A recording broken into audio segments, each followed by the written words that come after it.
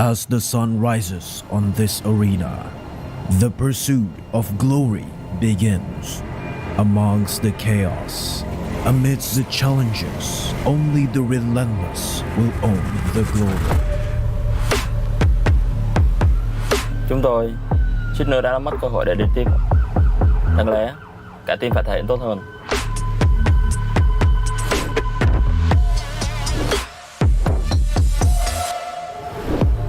Kami kena tunjukkan mereka siapa kami di final. Kami sudah lama tunggu saat ini. Masa untuk tunjuk siapa kami sebenarnya.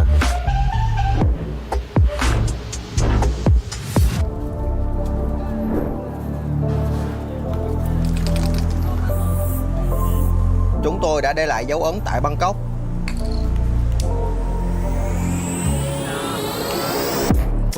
Đã đến lúc càn quét thành phố này bằng một chức vô địch.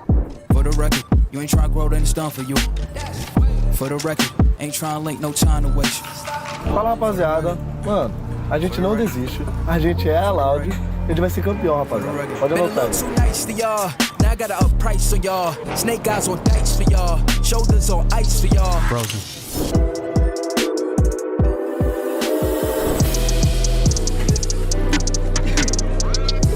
Kalah itu nggak masalah. Semua itu tentang menang atau lu belajar. Semua akan tiba pada waktunya. ถึงเวลาพิสูจน์ว่ามันไม่ได้เป็นแค่เรื่องบังเอิญ ถึงเวลาพิสูจน์ว่าเราพร้อมที่จะชนะ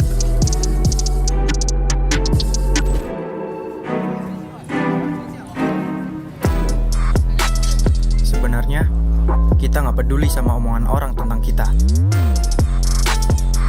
Kalau kita udah ada di sini, berarti kita emang pantas ada di sini. Cuối cùng, chúng tôi đã trở lại với đấu trường thế giới. Đã đến lúc viết nên một chữ mới cho cái tên WAZ.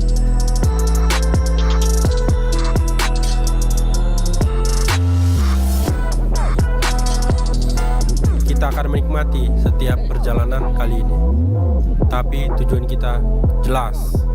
Kita siap untuk menjadi yang teratas. ผมว่านี่คือโอกาสครั้งหนึ่งในชีวิตของผม ผมจะทำให้ดีที่สุด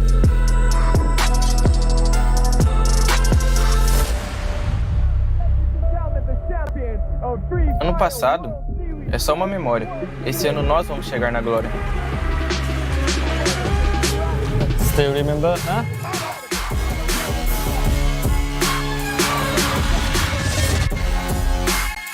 Twelve teams are set. Only the greatest team will own the glory. Take a seat and watch the most glorified war ever in Free Fire World Series 2023.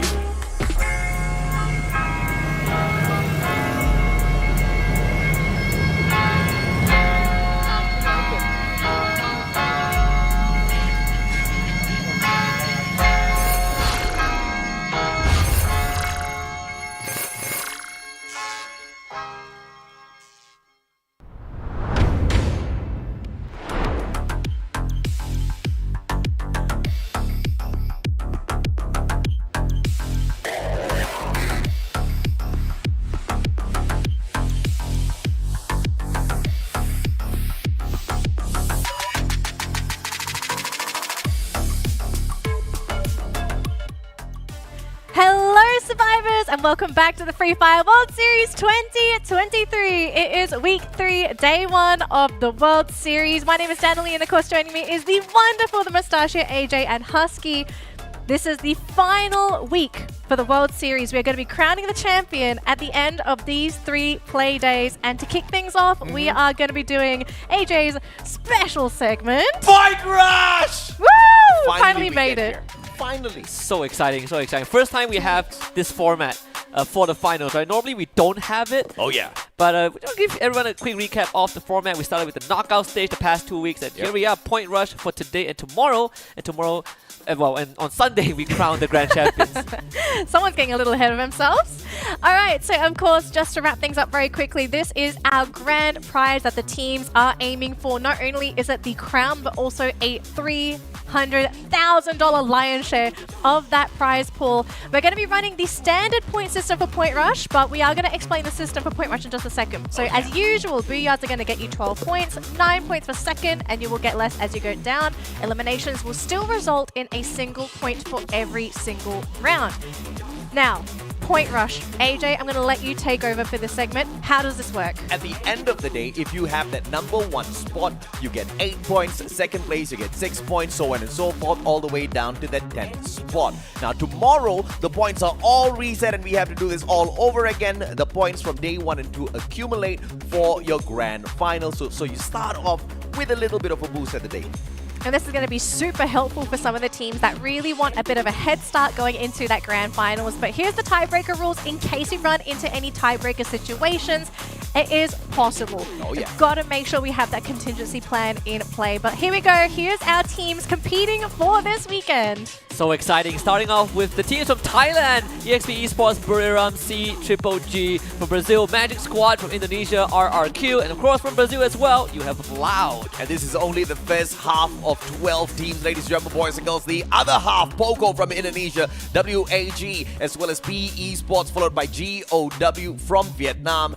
And of course, Storad from Indonesia, and EXP, the one and only Expand, representing MCPS. The very first time MCPS is making it into the grand finals from a knockout stage. And the very first time that a team from MCPS region makes it to the grand finals from a knockout stage, like AJ mentioned, and with an import player as well, right? Last year we had a coach, but this year we have Crime MKS playing in the main roster, which is absolutely amazing. But speaking about amazing people, we also have these co-streamers streaming in their official language as well.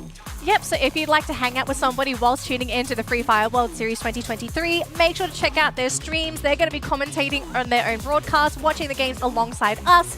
So if you'd like to have some colorful commentary, give them a visit, give them a like, give them some love, because we are here to celebrate Free Fire this year. Now, let's kick things off with our schedule for today. We're not going to be seeing much of a change with the map schedule. We're going to start things with Bermuda as we usually do. Yep, absolutely. After that, Purgatory, Alpine, Kalahari, Nextera. And for game number 6, we hit that randomizer and hop on into one of the 5 maps. We gotta look at the team stats, starting with EXP Esports, the 3rd place finisher from last year in Bangkok. 9.7 average eliminations, one of the highest eliminations per capita for a team. And when you look at these guys, especially the key player from the squad, you gotta look at this man, Caramel. Doesn't have the highest headshot rate, but when it comes to supporting his team from afar, this man is a menace. I would have thought we would be taking a look at Dew, but Caramel definitely plays his own part as well, right? The main character that he brings into the battles, the A124, disables all of his opponents, and in Caramel's hands, they are absolutely wrecked. Now, we'll see a lot of that later on. We also have the Indonesians, RRQ Kazu. Yes, we've got the Indonesians representing Indonesia, of course, and this has been a pretty surprise team going into the tournament. They started a little bit slow. They've really started to pick things up and have actually been able to compete with the top teams in the league so far. We are going to have a quick look here at Razor from RRQ, a very interesting character, but also very influential for this team. Which is pretty crazy when you look at RRQ as a team. They finished like, what, 5th place in the group stage. One of the highest placement an Indonesian team has ever gotten on the world stage. During a group stage format, right? So there's a lot of expectations on this team, but when you look at the head-to-head, you start to realize that, man, Caramel is so far ahead of Razor, and when you consider their roles, it's even more impressive that Caramel isn't even the rusher of his team and Razor is. But like you said, right, this is the 5th place squad, and they are being compared against your #1 team, EXPS, so you're definitely going to see a little bit of disparity in those numbers. But let's take a look at the characters as well. As mentioned, the A124 has been an absolute menace out there on the battlefield. Without access to your active and passive skills, you're a sitting duck, unless, of course, you can learn how to shoot. Which is, in this point of time, I think one of the most effective character as well. You have to be able to win CQC without the help of your abilities, right? And even when it comes to passive skills, the Awakened Andrew has finally been brought back into the meta. It's been such a long time. Back then, you just see Hayato, Hayato, but seeing Andrew back is such a fresh feeling. Yeah, absolutely, man. And of course, all three of those passive skills, all focusing on the defense. But the top 5 pets used, no surprise at all to see R1 taking that #1 spot. With the ability to spot all of your opponents out there on the battlefield within a certain radius, it's a hack in the game that's valid. I mean, vision is king in a lot of these games, and especially Free Fire. If you know where the enemy is going to be, you can reposition. It's going to impact the way that you're going to move forward in the game. Oh, okay, this is a player that you know is 100% focused. Oh yeah, he is getting ready for that game. He is in the zone. He is saving his energy. It looks like he's taking a nap, but he's is not. meditating, okay? Definitely. Yeah, he's reliving the moments from last year. Remember what he said to Bobs? Bobs also finished 4th, right? He was with Magic Squad last year as well, and he was like, do you remember? I'm pretty sure every Brazilian team would remember. But one of our stars to watch is Abe from RRQ as well. First place in FFML, first place in FFMC, if I remember correctly. But this guy has a lot of accolades under his belt in the local scene. Right, regionally, he's also shown up every now and then. And this is kind of like the final destination. Like, can they bring it back to Indonesia? And he especially remembers last time, our Free Fire World Series from the last time round, mainly because he had to sit that one out. The guy was not old enough, but this time round, RRQ, they were so confident that they'll be able to go all the way through because of him alone. Yep, and we are going to flash our top 3 predictions for Bermuda, and I think we're all on the same wavelength here. We're sort of looking at the same teams. Yep. I was very close to putting God of Wolf here just because this was a team that specialized on Bermuda, but I'm not sure. I'm not sure, guys. I think it's a team that needs some time to prove their worth again, right? I think this is a redemption arc for them. They barely scraped through. I think a lot of some people out there, including me to a certain extent, would be like, man, why is God of Wolf even in the finals? But like AJ mentioned, they've done just enough to earn that spot. Now, can they at least put up a fight? I think that's what we want to see. Yeah, Bermuda kind of saved God of Wolf, and they did manage to scrape on through. Unfortunate for Pakistan, who kind of faltered just 7 points, right? Missing out on the 3 days of finals that we've got here. But of course, the first 2 days is going to be torturous. But I want to know from you guys, what do you think of the point rush system? Is it going to make a big difference? I think it would. The ideal scenario is that whichever the trophy goes is determined by 1 point from point rush. That would be the ideal scenario for me. That's what makes it exciting. But again, this is the new format, right? I did not expect us to have point rush on the world stage because it has not happened before. It made no better place to test it, right, Danny? So I think the concept of Point Rush, it was very interesting, right? It's very new. It breathes some life into Free Fire's esports because it's, you know, it's a different format. Yeah. I'm just thinking, are the points going to be as influential as we think it's going to be? We don't know how close the competition is because we have now grouped the best teams against each other in one big mega group. And they've also basically reset here, right? Everyone's starting from 0. They're literally going to be playing at their best or whatever form they have for this weekend.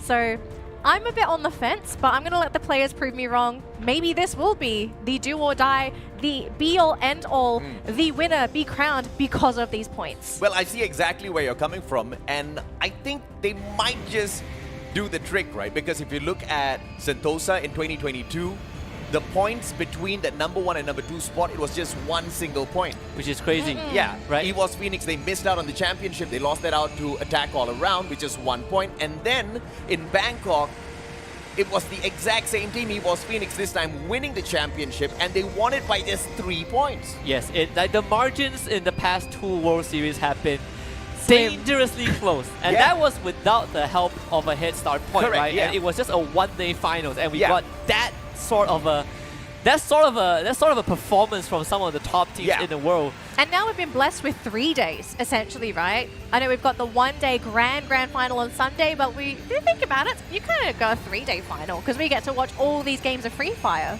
Now, it's 1 day of finals, but 2 days of point rush. Having an opportunity to make a difference on that 1 day of finals, right? Like I said, so the past 2 World Series, the points difference have been 1 and 3 between the first 2 places. So it could be game-changing. I mean, there's a potential a team walks away with 16 points. AJ, take a look at where we're seeing some of these teams drop. I think we're looking at a hot drop here with Esports. Yeah, I think we also get to see like how these teams want to play out, right? Because elimination points only matter to a certain extent, right? Yeah. To determine your standings at the end of the day. So you still are looking to pick up eliminations as you go, but you just have to remember that what matters is the head start point. And I'm very surprised to see Thorad going for a hot drop, and they've already found 2 knocks at the start, and that's 2 points for them. If you're Thorad, this is exactly how you want to start. If you're PE Sports, you better run. And it looks like one player is already focusing on that. Don't Cry is going to be hanging back. In the meantime, it's going to be Hao Ang that gets away, or at least hopes to get away, to bring the rest of his squad members back. In the meantime, Poco Stars and God of Wolf finding a small little skirmish at the start here at Bima Sakti Strip with a scout from Loud just watching them. I mean, straight out a new sort of rivalry, right? Indonesia against Vietnam to start it off, right? Both Indonesian teams are just hounding on the Vietnamese. And Thorad, they've gotten 3 points to start it off. Thankfully for PE Sports, they are still in this game, but very, very critically injured. Pretty interesting style of play, because I know last week we were theorizing between each other, right? Are the games going to be fast? Are they going to be slow? Because it's going to focus on placements. And it looks like for now the action is just going to be right off the get-go here as Poco Raz actually going to be trying to shoot through this doorway here. Not quite connecting so far. It's going to break the glue wall, but not quite finishing anybody off here. But look at Raz pinned against the wall. They get him! Big fat body shot there. Unfortunate for Raz, but God of Wolf looking to finish them off now. Poco Stars, they had an opportunity to shut them all down, and Vice MKS, the final guy, to hold the ground down, but a good glue wall will block away that entrance. And it looks like this might just be the end for Poco Stars.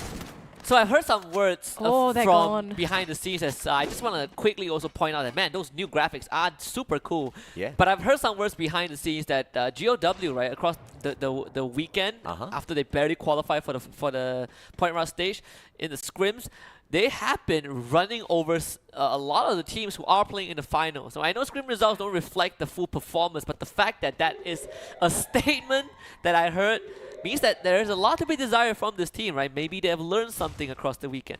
They may have. I mean, sometimes you just have to be put under intense pressure to bring out your full potential. So God of Wolf, I mean, we've got our eyes on them.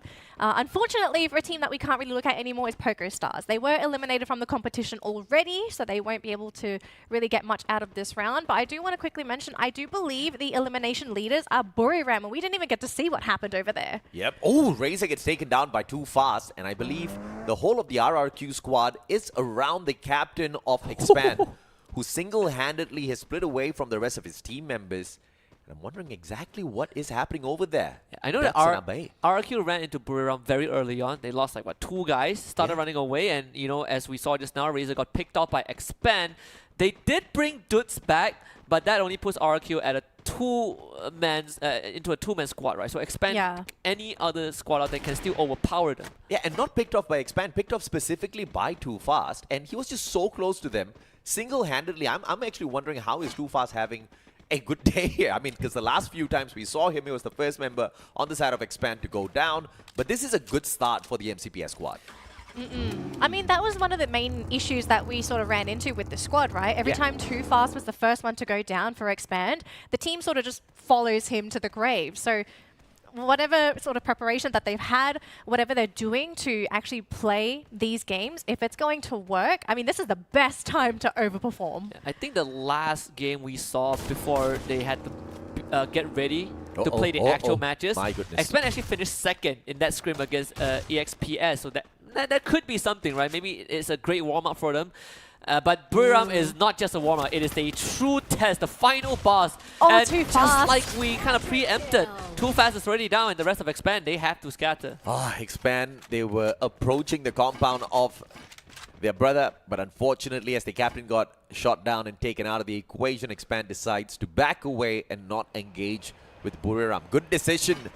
As 3 players from the side of Buriram continue to move on forward. Oh, we got some roadkill here. And actually, we have another team eliminated. PE Esports going to be coming in 11th place this round. It's not looking good though. I mean, Expand on the retreat actually uses the binocular, so they would scan out 1 player in that building, and that happens to be an RQ player.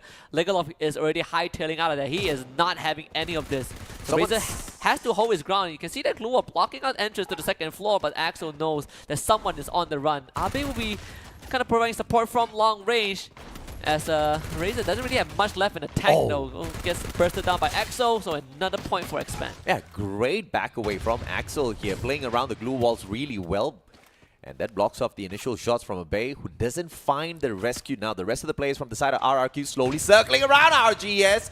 Finds a nick onto Crime, and he manages to sneak away with a good use of the glue wall. Now the two other members of RRQ refusing to join their brother. They want to play that high ground advantage and Expand, not getting too cheeky at the same time.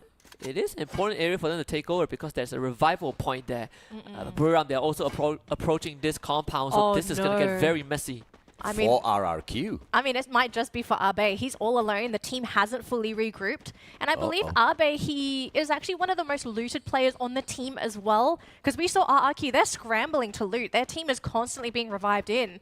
So if they lose Abe here, they're going to lose a lot of their firepower. This could be game-changing for Expand. Oh, no. If RRQ starts the fight off against Buriram and Expand just interfere, that shuts down Jonah. RRQ starts things off hot. Now the one player that did manage to peel away from Buriram has to come back to the rest of his team members, and Expand should be able to catch them. Yeah, he actually isolated himself because he flew right into Expand's compound. And Expand was trying to capture the revival point, and they just did. So they were able to bring Ffws back. Crime MKS also finds Moshi. So losing two members already on the side of Buriram. And look at RQ, they're converging on the remainders of BRU. Wasana! Drogon doesn't find the perfect execution. Abe, on the other hand, will be able to find a spray. Legolas out of nowhere. Knocks down Get High. One final player, Wasana, and off he goes on that second floor. There's nowhere to run, nowhere to hide. Kind of a fatal mistake for BRU to just run in like that, right? Especially splitting up in a 1-1-2 formation, not knowing that Expand was on the other side. Uh-oh, they're making themselves known. is having a rough time. Expand trying to pick up a straggler, but RRQ, they want to claim what's theirs, and they will rightfully do so. Abe with the final knockout, and BRU, they are already out. Out of the equation, but now out in the open as well. RRQ, especially Legolas, needs to circle around, and it looks like Expand's just not in the mood to tag him up with shots just yet. They are going to be in the favor of the next circle, but if they want to stay alive much longer, they have to circle around into Plantation and find a better defensive spot. Yeah, good news is that they did disable that revival spot earlier at Riverside. So any teams that come through afterwards will not be able to reap that benefit for now. Eventually, Expand will have to fight because the circle is in favor of them, but they are also kind of caught in the middle, right? That's not the best area for you to kind of play around due to the constraints of the compound. Yeah. Now, coming into this next circle, a couple of things we do need to consider as well, right? So RRQ are sort of pinned between two teams, right? They can't move to the left because of Expand, but then to their right, you've got Thorad that's going to be wanting to come into that circle as well. So this might be a big opportunity for Expand to possibly punish RRQ if they're being pincered in a two-way formation. But again, it's also going to depend on whether RRQ continues to play like this, right? They're constantly splitting up. They're trying to loot. They're trying to get ready in macro for this late game. But I'm just concerned if their players get picked off one by one again, this might be problematic. Dark call out in the open. Good double glue wall to save himself. Legolas managed to get those tags. Tags on Ekal as well. Ekal needs to get a little bit closer if he wants to be dangerous. He's got that grenade launcher in hand. North using a good amount of cover for himself, so no glue walls expanded as the rest of the Thorad members join him as well. Legolas the only one that's getting a little excited with the shots, and he's attracting all of the Thorad members directly to himself. And here comes RRQ with a flank as well. This is a great setup. That could be massive. As long as Legolas survives, this will be beneficial for them. You can see that Thorad, they're converging 4-man against 1. So this backup, this flank has to come through as fast as possible. Darko with the support for North is going to take out Legolas, and the RRQ cavalry is nowhere to be seen. That means that Thorad have completely taken control of this area. Just about 10 seconds shy with that rotation, and Thorad will be able to punish them for that.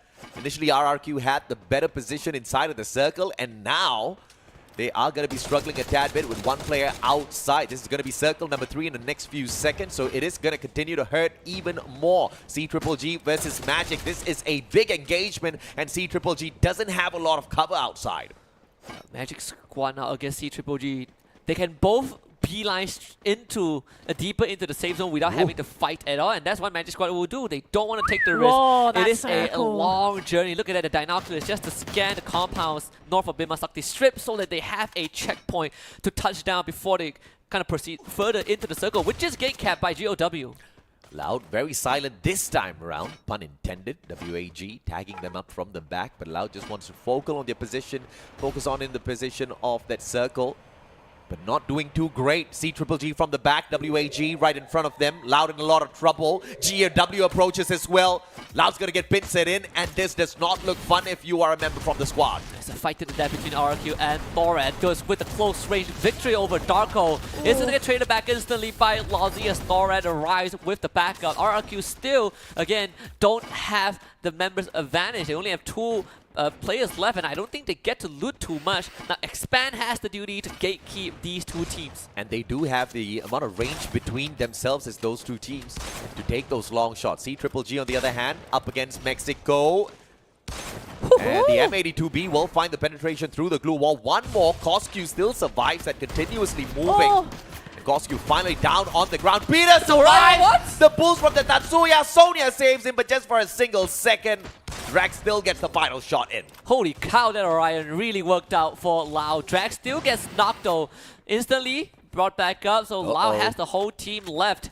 They have to do with CGGG though. This is not a fight that they can completely avoid as Peter finally succumbs to his injuries. On fire now, very much isolated as Kawan goes for the rush. On fire, starting to take a lot of damage, stuck between his own blue wall. So Kawan just comes in with the pump, and Loud finds 3. My goodness, the headshot out of the Trogon just way too spicy to deal with, and Yago catches one more outside the circle. This is very damaging, and the blue just helping these teams out with those knocks. EXPS, on the other hand, bypasses Magic Squad and flies all the way past God of Wolf as well, so that has to be a revived player. The other one with the vehicle slowly circling on in. Thorad, on the other hand, taken on Expand, giving that opening for EXPS as they approach from the back. So you might have to do with EXPS first because they are on the low ground, but EXPS is also dealing with CGGG. RRQ somehow around the corner as Norm, his back is turned, but he was still able to find his bearings. Now Cobra going with the Tashuya dash. They're playing ring around the Rosie with those glue walls, and it's actually the Axel who ends up losing to Lozzy. North is going to get rushed. Ikka goes down. Cobra needs to do a bit more than that, but unfortunately that's not the case. Norm will win with the Charge Buster. Crabman KS, the last man alive, to try and help his team as EXPS now joins the fight to pick up the scraps, and Thorad will not survive. EXPS hops on in, and they are the biggest winners. Stop just needs to knock down 2 more glue walls to find 2 extra points. Here comes Cobra. Drogon looks the right way, sprays down Casper. Loud on the other hand. Crime stop as well. Stop didn't manage to hit down Cobra. Do the final player alive and kicking Crime, taking damage from the blue as well. EXPS versus Expand, 1 alive on each side. And Mexico, he's gonna get dropped, and there's no recovering from that. I think Mexico will be out as well. A quadra kill for Abe and RRQ. You'd think that they would not make it this far, but here they are with a full squad revive. GOW, on the other hand, having their own sets of problems, and this time it's going to be the Brazilian squad. Oh, this is starting to get very tense, gentlemen. We're running out of space here. We're still looking at a lot of teams and a lot of players alive. And look at this Magic Squad looking to take this compound for themselves. Bob's already down. He actually ran into like, what, 3 gun barrels?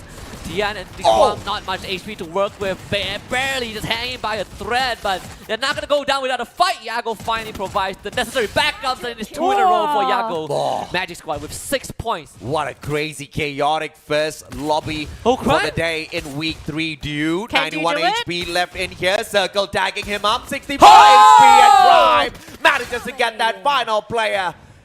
Is gonna get taken away from EXPS. Expand now. The final survivor for Expand is Crime. And he needs to circle his way in, and RRQ busy with Magic Squad. This is the opener for Expand. And it could be, right? Like the circle is not occupied by anyone. Like Expand is on, like Crime is alone on the north side. This could be a chance for him to sneak it away. Taking it slow so far. RRQ again very healthy. Look at those extra shields and health for themselves. Abe and Legolas staying alive. What? The Indonesian is literally carrying us right now. RRQ finally losing dudes, but it's going to be Bunsen traded back. Abe putting in the numbers under his belt. He's about to lift his whole team to the crown. But wait and a minute. It's a full squad revival from Expand. And Crime's got a vehicle. And he's Woo! driving straight into the rest of the RRQ players. He's going to buy them a tad bit of time first. It's going to be Crime MKS on the right-hand side. Too fast from up top. One quick grenade finds the tag and they have to back away. Axel hasn't been bought in just yet. Crime finds another. Racer down on the ground. Expand looking for their first booyah. And he finds Legolas also. Crime is destroying everyone in his lobby all on his own. And Crime and 2 fans, the last two alive. Abe turns around the glue wall to block it out. Crime and KS about to finish the golden road in this game 1. It's a 1 versus 1, him against Abe. Can he beat the golden child of RRQ? The first world stage appearance for both of them, and Crime about to make his Sonia! The Sonia! the timeout to Sonia, and Crime and KS might have done it. Abe needs to bring himself back up, but it's not doable.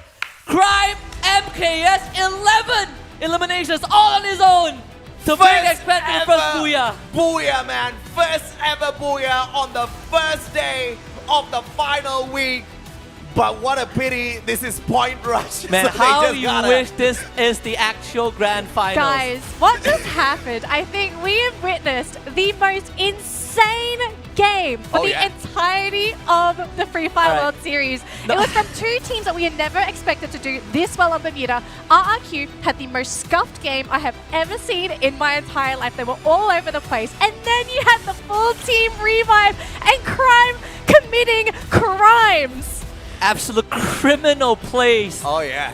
I mean, no disrespect to Malaysia, but we can change it to Indonesia flag for just one round because Crime MKS Hold on. absolutely destroyed this lobby. Gentlemen, I think if I was due, I would be shaking.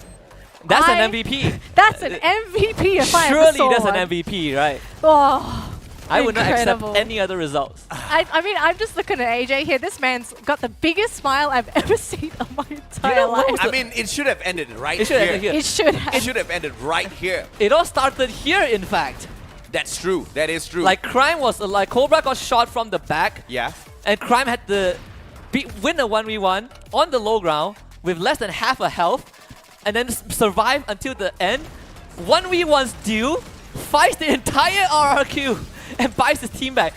The amount of effort this man has put in this one round is crazy. Oh yeah, absolutely, man. Of course, Circle went to the side of Expand as well, and Magic Squad got a little busy with RRQ. That just gave the opener for Crime to revive the full squad. All three players came flying back in for that perfect timing as the blue was pressuring RRQ. Expand got the positions, and Crime still continued to absolutely eat up his Indonesian brothers on the other side, circling around. The Trogon initially didn't get the hit, and I have to say, man, I mean, we've seen so many Sonia highlights, but it does not get better than this one. Final second, Sonia saves his life, but 3 second and big brain play from Crime just to erect all of these glue walls and allow that Sonia to time out. He gets the win. Perfect stuff from Expand. And Abe actually could self-revive, right? So those glue walls had to go down, and Crime knew that. He didn't see the victory screen, had to go for the secure.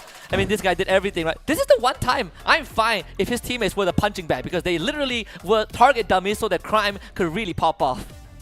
Oh my goodness. I mean, I've never seen anyone master the delete button like Crime has in this game alone. But I honestly cannot wait to see what they have to say, because we will have a winner's interview in just a second. But my goodness, these guys have literally set the bar so high for today's games. I cannot wait for our next map. I wouldn't go that far. Hey, They've set the bar high for themselves. Yes, it is a very high bar. I don't remember the last time they performed out of their minds. I mean, it's their first booyah after 2 weeks. And this is week 3. We get the first one. Okay, hold on. Can we say this is probably the best game Expand has ever had at the international stage? Oh yes, 100%. And also with Crime MKS, right? The latest addition to the squad, right? Like this was his first Worlds. Exactly. Well, I mean, it's not really a debut, but it's heck of a round. Yep. Well, the interview's ready. Let's see what they have to say. Hello gamers, it's your host on Patira here. Welcome to the Point Rush stage, day 1, where we're now left with 12 teams, and one of these teams will become the Free Fire World Series 2023 champion. And now I guess it's a good day, great start for this team especially. Give it up for Expand! Congratulations! This is your first booyah in Free Fire World Series 2023. How do you feel about it? Ini booyah pertama kamu di Free Fire World Series. Macam mana perasaan kamu? Rasanya senang karena ini pertama kali booyah.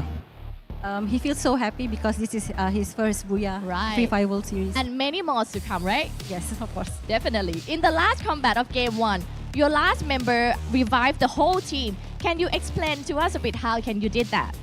Dalam pertempuran terakhir kamu telah revive seluruh tim kamu. Jadi bagaimana perasaan kamu pada masa itu? Pada masa itu satu tim telah di-revive kan. Jadi apa perasaan kamu pada masa itu? Ya, perasaan saya sih senang bisa menghidupkan teman-teman saya kembali. He was very happy that he could revive all his teammates. Right. And how many additional points your team aim to receive in the point rush stage day 1? Jadi kamu mahu berapa poin untuk point rush untuk kumpulan expand? 100 poin. Of course, 100 points. Of course, and I hope you get that. Best of luck. And lastly, anything you like to say to Malaysian fan? Ada apa kata-kata untuk fans di Malaysia? Tetap dukung kami sampai grand final. Please support us until the end. Right. Best of luck to you guys and your team. Thank you so much. Thank you. Give it up for Expand. Back to you, Shoutcaster.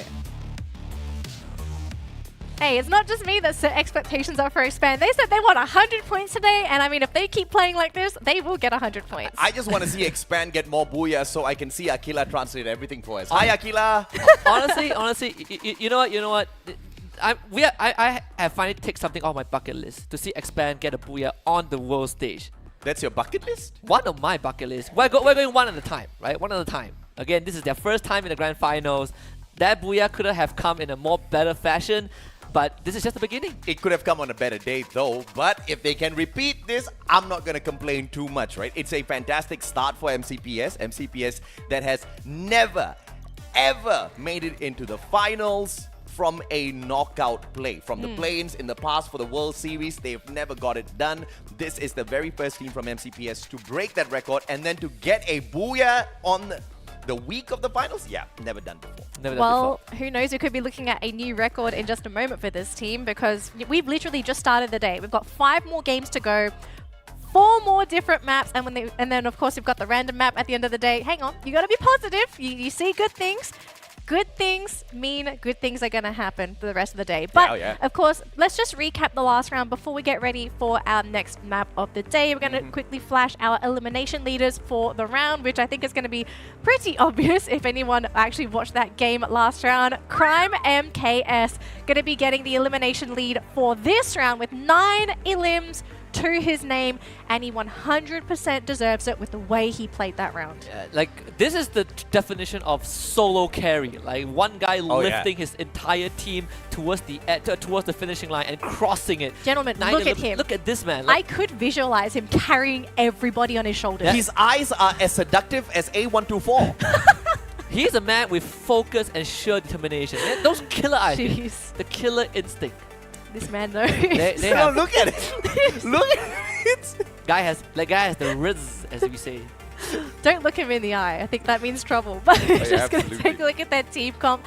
I mean, this is pretty normal for team comps when it comes to Expand. I mean, you two are very familiar with Expand's general play style. In general, how would you explain the way that Expand plays their games?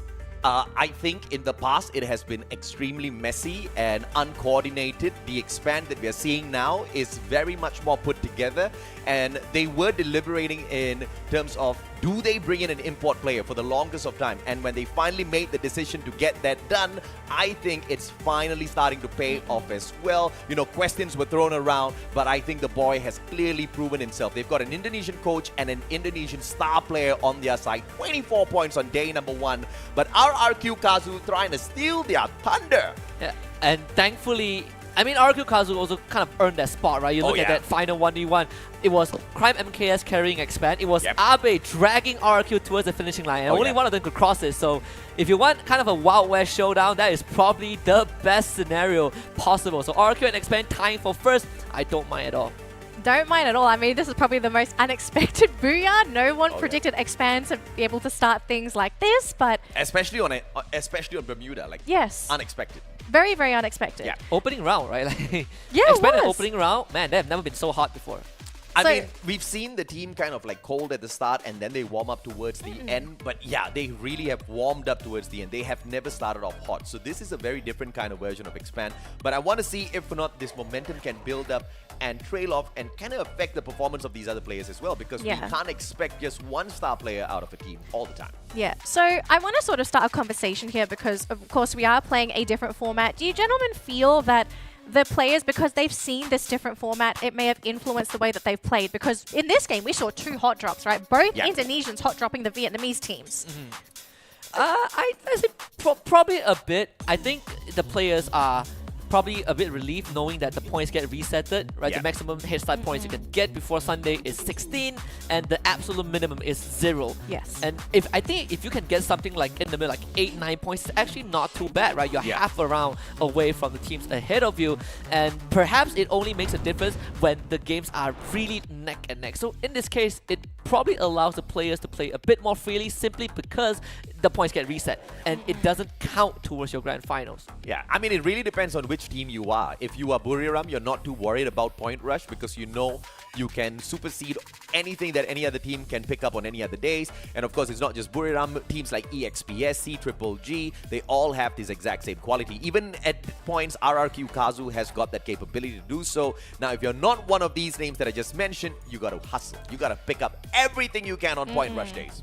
Yeah, especially if you're trying to make it for... I know some of these teams, I think it'll be very difficult for them to actually get first place, you know, to take the crown. You're up against some of the most competitive teams in the world, so getting the highest ranking as you can, it's something that you do want to work towards. Oh yeah, absolutely. So here are our predictions for the next map. It's going to be Purgatory, so there could be the chance of a water circle. I'm just going to jinx it now.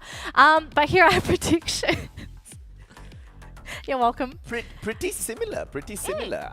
Except Husky. Except me, yeah. Like my he's a special one, but he's right most of these times. Okay, Most hold of on. these days, he's kind of right. I want to give him a chance to explain himself, okay? So Let's go. Explain yourself. this is tough. Okay, so I mean, I went for Magic Squad, Loud, and Poco, right? I think Magic and Loud, even game 1 wasn't exactly the worst. You know, they finished kind of in the middle of the pack. Yeah. Poco Star was the exception, right? They were the first team to first or second team to get knocked out. Now, the reason I went for the 2 Brazilian teams in particular for Purgatory is that on bigger maps they generally perform slightly better. But I also don't take into account whether they are early hot drops. I think that is too random of a factor to consider. But general performance, I think the Brazilians will do fine on Purgatory. I agree, Brazilians will do fine, but that statement is mainly carried by one Brazilian team called Magic Squad. Yes. And I have to agree with that, right? Lau has definitely flip-flopped. I think you can say the same about MIBR, who didn't make it, but especially Lau, who is now in the point rush stage, right? You look at the group stage performance, they flip-flop between day 1 and day 2. It was a massive difference. So for them, it's all about staying consistent. For Magic Squad, it's all about being able to push the limits just a bit more, kind of get that booyah at the very end, because they can do it, right? Top 5 is not a problem for Magic Squad, but getting that booyah, that's where they struggle a bit. Yeah, well, we're going to have to let the players' performance do all the talking here because we have everyone loaded in their pods. We're going to get everyone in the aircraft and flying into Purgatory. That's going to be our second map of the day. We've already had one booyah scored by an unexpected team, and we're going to be looking at another team to surprise us by getting that booyah on Purgatory. We are going to find out here, gentlemen. We've got our predictions. I'm excited. Is it going to be a water circle? I think it's going to be just sprinkling the fairy dust. Look, I think you have to want the wacky circles on game days like this because it tests players when it comes to positioning for those circles. Where are they going to be? How are they going to adapt? I don't like easy circles. I want to test people's strategy. I understand. That was a long silence. It was a long silence. But this is where, like, if oh my flight. Okay, when you it's not too bad. It's still tough, but not very bad. As much as we say Expand kind of set the bar quite high to start off the day, now this is where we get into AJ's favorite part.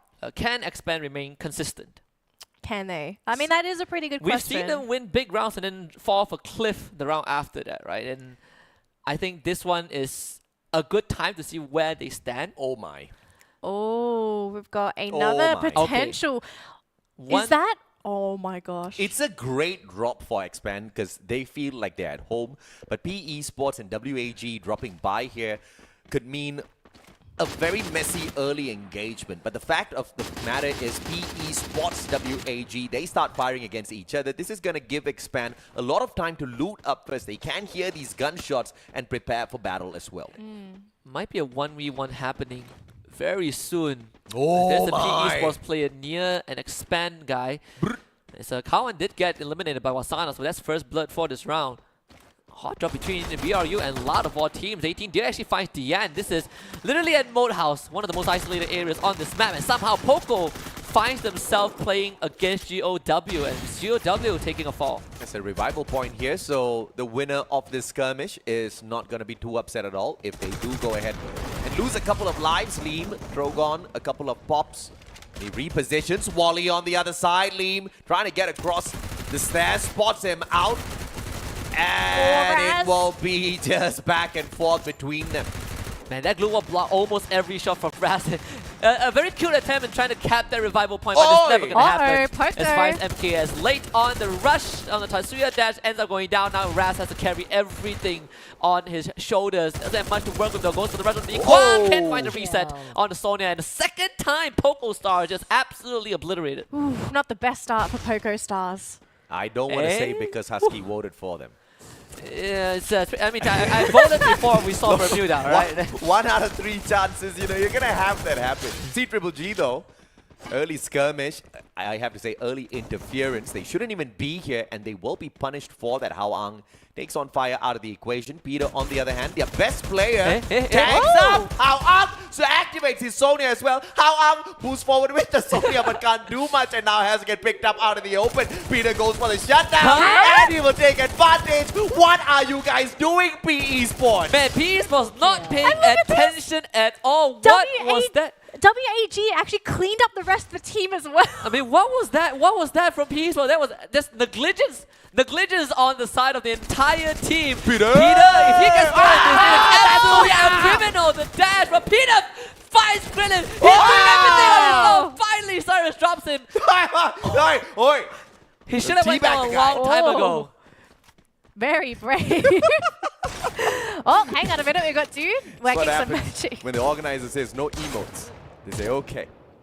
Okay, one more. Dudes. Oh, you gotta.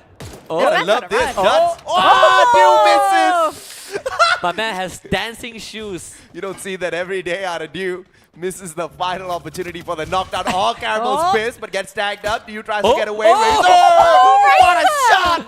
What a shot! I mean, that is how you do it. Razor showing them how it's done. Caramel shot out from the skies. 84 meters was that the distance of that shot just now. What a snipe. I mean, RRQ, I think they're mad after that last round. Like, yeah, 24 points, tied for first. But, I mean, you want to get the most that you can for this play day. Oh, this is it, man. Dew's going to get caught between 2 squads. Thored as well as RRQ. And where's the finals? What's from Casper? EXPS, yeah, Casper. Casper the ghost hiding in the walls, perhaps.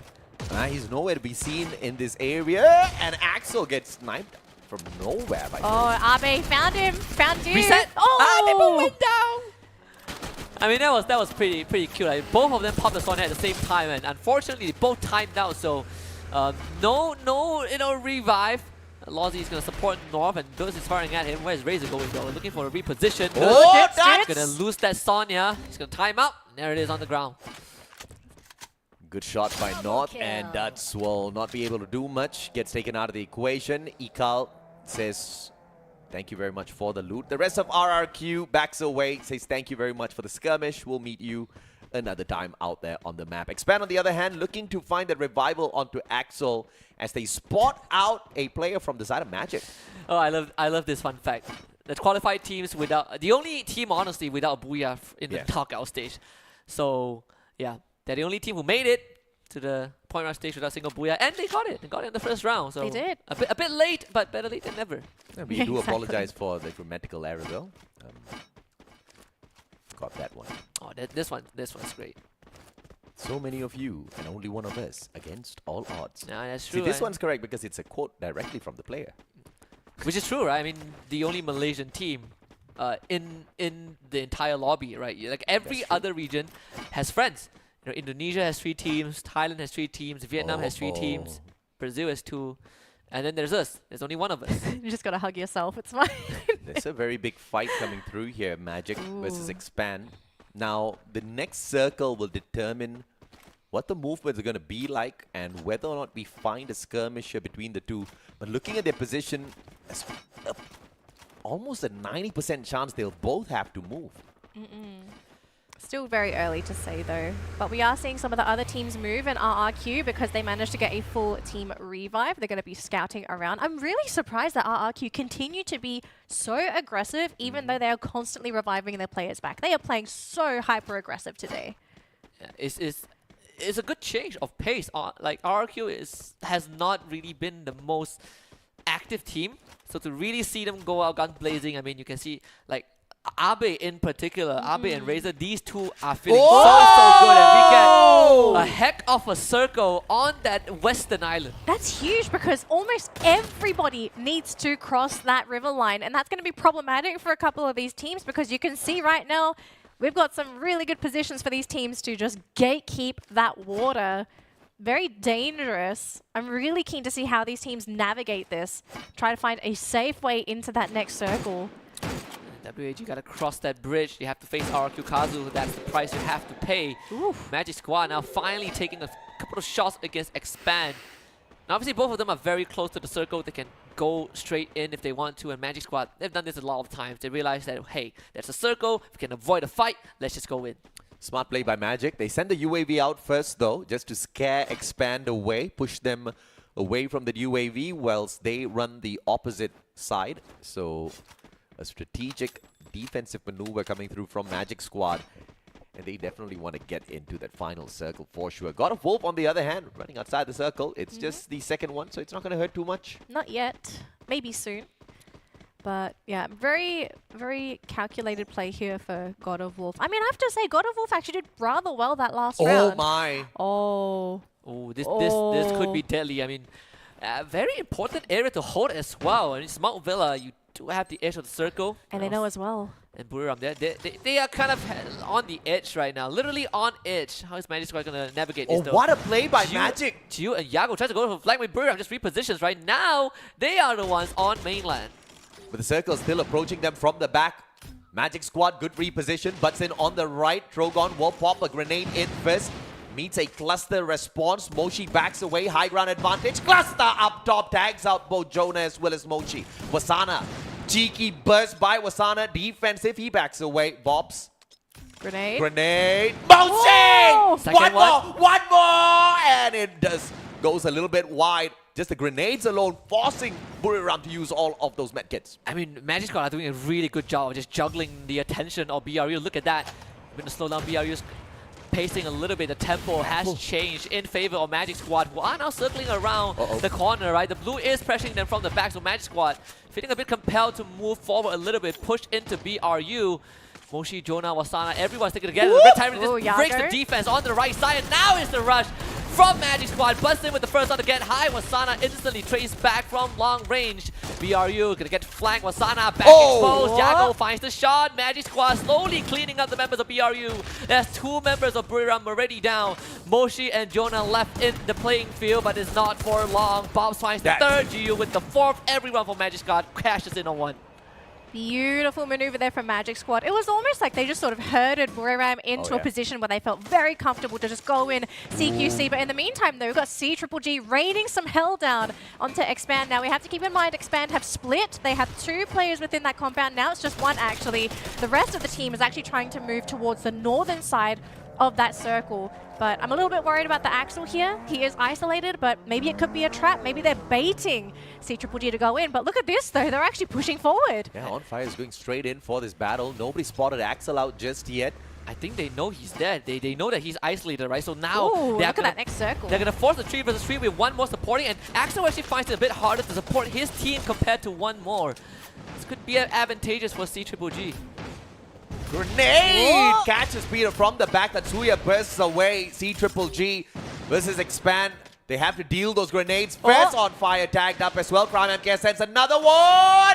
And he gets on fire 2 times in a row. Those medkits have to be used. 2 fast circles around the right-hand side. Peter backs away. 3rd time onto on fire. Crime's not missing out those grenades at all. Response comes through. Cosq with a double. And 1 does go down on the side of Expand. Too fast. Peter drops Cobra as well. That's 2 for the guy. And 1 more serves it up from the right-hand side. Axel down. Crime the final player. The Indonesian has no chance against them, and Expand bite the dust in the 9th spot. I mean, we said Expand made a good move, but CGG made an even smarter move. They know that Axel cannot support his teammate from that position, so they forced a essentially 4v3. And Axel was kind of a null factor in that fight, unfortunately. And that one nade that landed on the feet of Cobra, of Too Fast, that was the end of it. There was nothing else that they could have done. Yeah, great play coming in from CGG. We've got 2 other teams here actually going for a bit of a skirmish. We actually have Thorad pressuring Magic Squad from the high ground here. It's actually just Darkhole. The rest of his team has spread out though. They are in a C formation. They are ready to attack, but I am a little bit worried here. They've gone for the 2-2 split. So if these players on the edge get caught, especially towards that northern side, they won't have the support. But WAG, though, being rained on hell by God of Wolf. They're on the hunt. WAG is quite split here as well, gentlemen. Grenades almost connecting. We're definitely feeling a bit of the pressure. RRQ though. From kind of the side, going in for potential pincer maneuver. God of Wolf, what is planned though? Looking to reposition. It's going to be Izagod holding that corner. So if WAG funnels through, they might get shot in the back. And that's exactly what happened. But WAG responds in kind. Now Izagod has to fall back. The Blues are not making it any easier. And instantly gets taken out from Toots from afar, and that could be go time for WAG. Oh, there's just so much of chaos all around the map here. Multiple players finding those engagements, knocking each other down onto the ground, and it looks like the whole squad of Magic Squad is going to be able to pick up CGG. If this one finds the connection, it's going to be an ice grenade that forces them away from their defense, and Butson with the Drogon has to flank around the right-hand side, but has got no backup. One more from the opposite side, trying to back him up, and here comes the full squad backing up Butson. One more down on the ground, on fire though, in a little bit of a tight situation, and he survives as the Brazilians back away. And look at this Magic Squad. They don't even need to engage. They were like, man, I think we saw a second team arrive. We've done our job. We're going to start backing off. Leave CGG to the hands of EXPS. And one more. He's going to go down. Peter literally on the run, seeking refuge in this tunnel, but he could meet his end very soon. The Magic Squad saying hasta la vista as they take the jump pad and get the hell out of there. EXPS will deal with the remaining members of CGG. Brazil has one final one, but Sid can't get away. And the spray's right behind you. Sonia helps him out. And Duke pulls out. Butson and Yago gets him from afar. That backup. I mean, the animation for Duke pulling out his weapon was a bit too late, but they still bring him back up. Doesn't matter though. The blue zone will help out Magic Squad. And Dew might have to be given up. They will revive him again. There's a CGG member there. This could be kind of the downfall of Dew. Gio and Bobs holding on. Peter makes it in. CGG still alive. This guy, he's like a cockroach. He just never dies. Look at RRQ, right? 7 eliminations. The full squad still there. Both Brazilian teams are alive, and they're holding very important choke points. Guess what? The circle does favor Loud. And RRQ is looking for a way in. Nobody's in this next circle. RRQ a little bit too open, and Magic Squad's Bobs tries to take advantage, but now his position given away already. Scans 3 players with the binoculars, so lots of information. Magic Squad with that info backs away. They have to look for the circle. In the meantime, it's gonna be the Orion that saves Drax for the second, and Wally gets taken down. It is Lost 21 with the backup as well. Mexico, on the other hand, will spot another player out in the open. It's going to be the players of EXPS, while Peter just stays super quiet. As long as Peter doesn't move, doesn't reveal his position, he should be able to secure those placement points for his team. So Peter, his job, play it quiet. But you know a team that doesn't want to play quiet? It's Loud. This team has been pretty quiet this round. You want to secure those eliminations, especially if you're trying to aim for all those points for that grand final. Not a full connection there from Dew.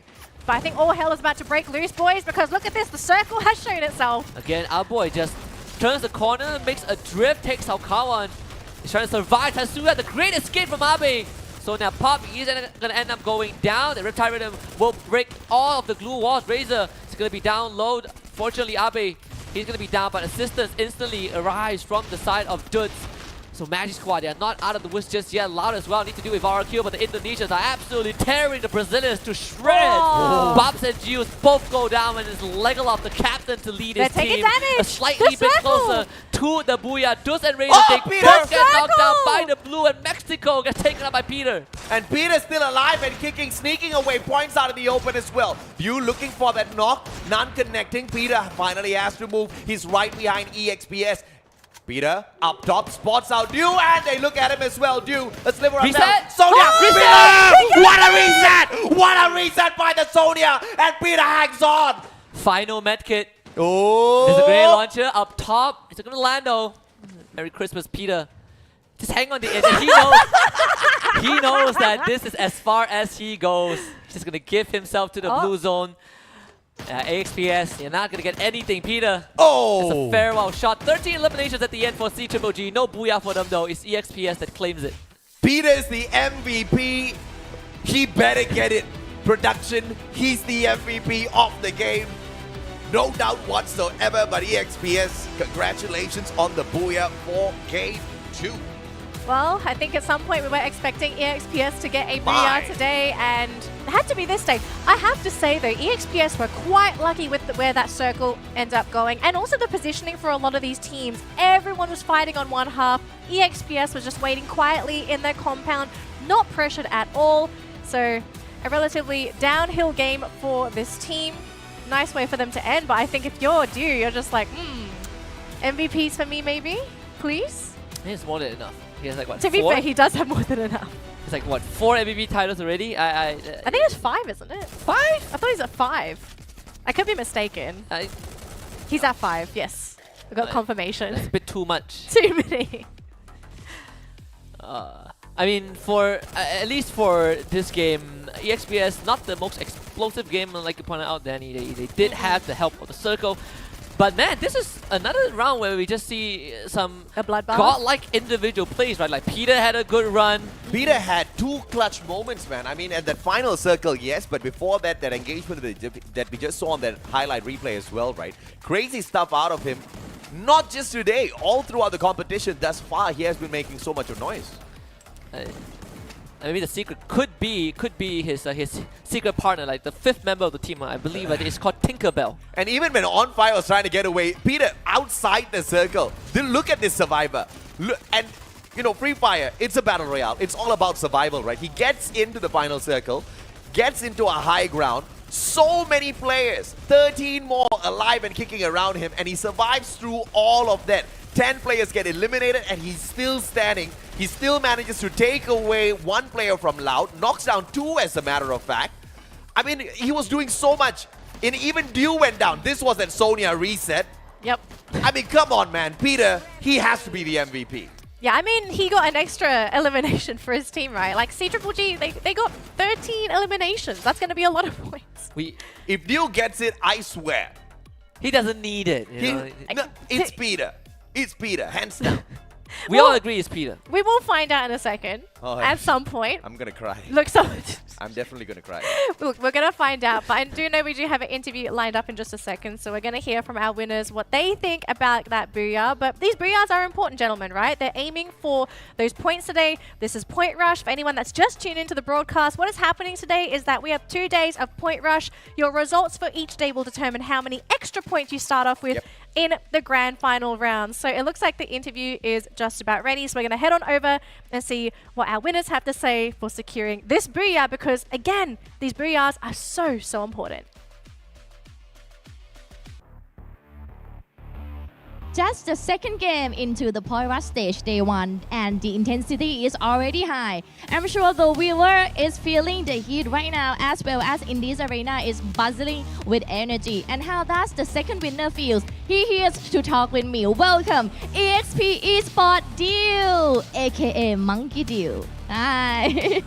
Although EXP Esports had the booyah in game 2, but your team didn't have so many eliminations. Do you think your team needs to do something else to make it better, and why?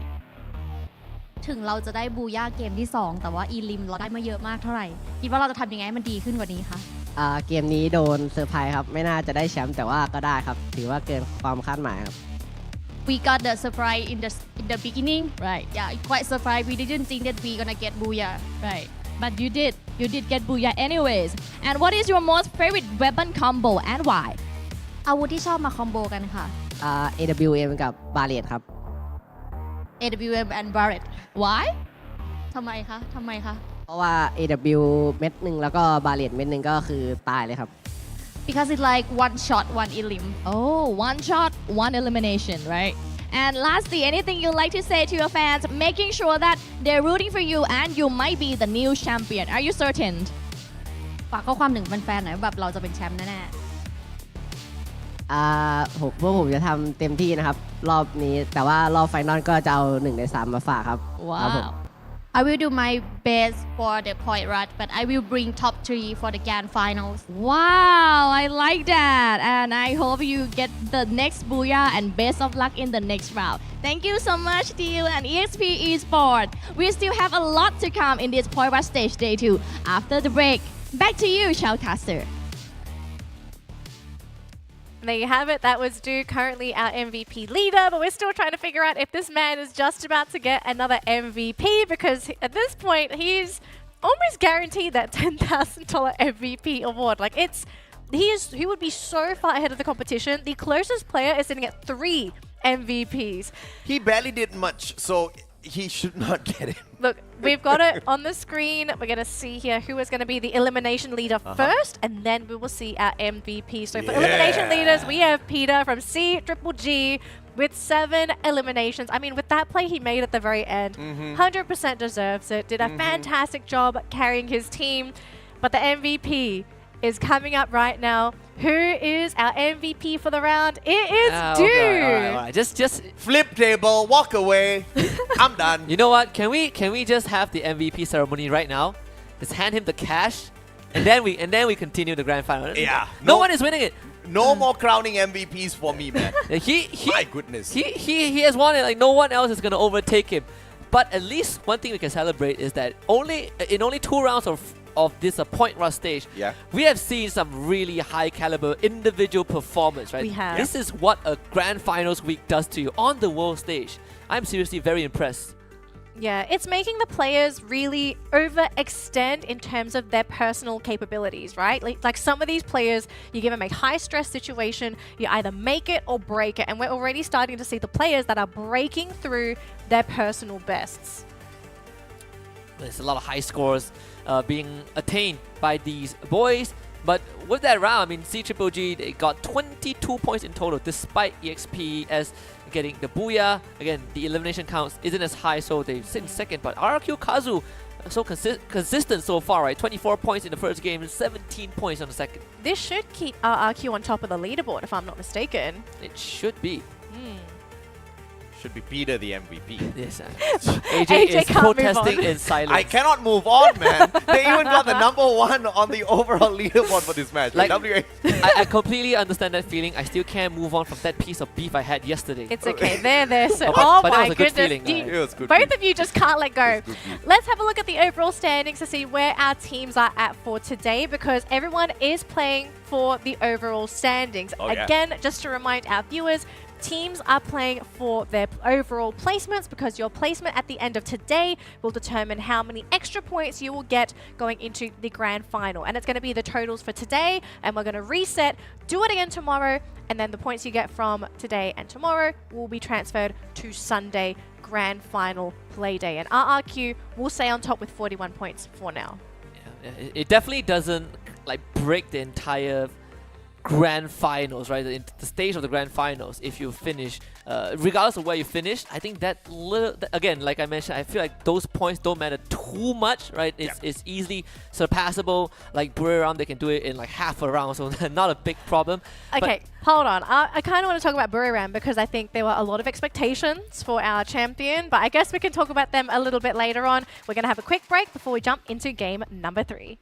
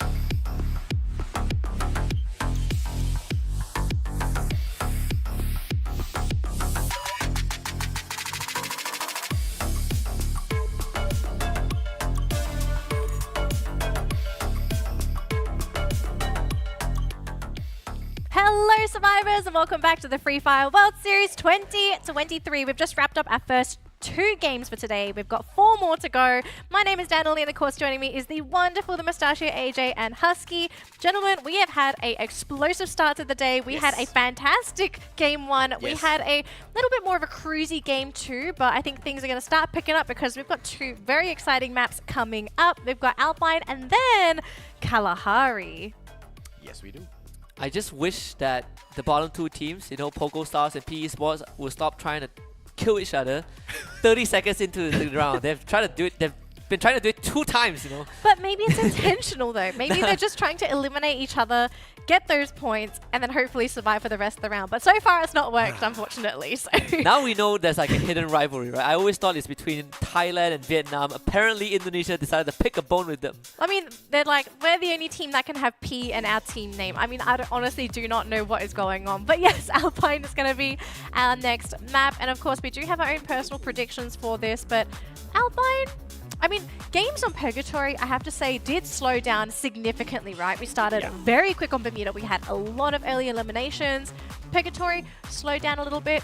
Thoughts on Alpine? Do you think we're going to follow the same trajectory as Purgatory, or do you think we're going to speed things up a little bit and go for those more early game-oriented eliminations? Really depends on the flight path. If it's skewed towards the right or left, north, south, whatever it is, you're going to find a little bit of early skirmishes. If it is smack dab in the middle, then probably we'll have a little bit of a quiet, in fact, the most quiet round thus far. Yeah. Whoa. Ooh, interesting. Man, this is what I've been waiting for at the start of the group stage, man. Man, the head-to-head, Gio and Casper. I believe this is Casper's first time on the world stage.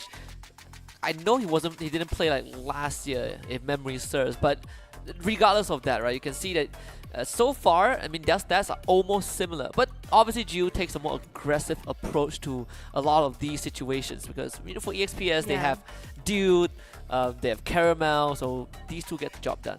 I love these really close-up player shots because you get to see the players not only in their element, but you can also picture how they're feeling going into that next game. And of course, for me, I want to see all smiles. I want to see people concentrated, ready to go. And, you know, I mean, look at this. The players are happy. They're talking to each other. I think they're definitely just trying to strategize, like, what's the plan for this next game? Who's going to be hot dropping who? Because we've seen a lot of hot drops today. Absolutely insane. But we are going to circle down here onto Don't Cry from PE Sports. And he's got a quote here. The trophy is our goal, and we're determined we will get it. One of the few veterans from the Vietnamese scene.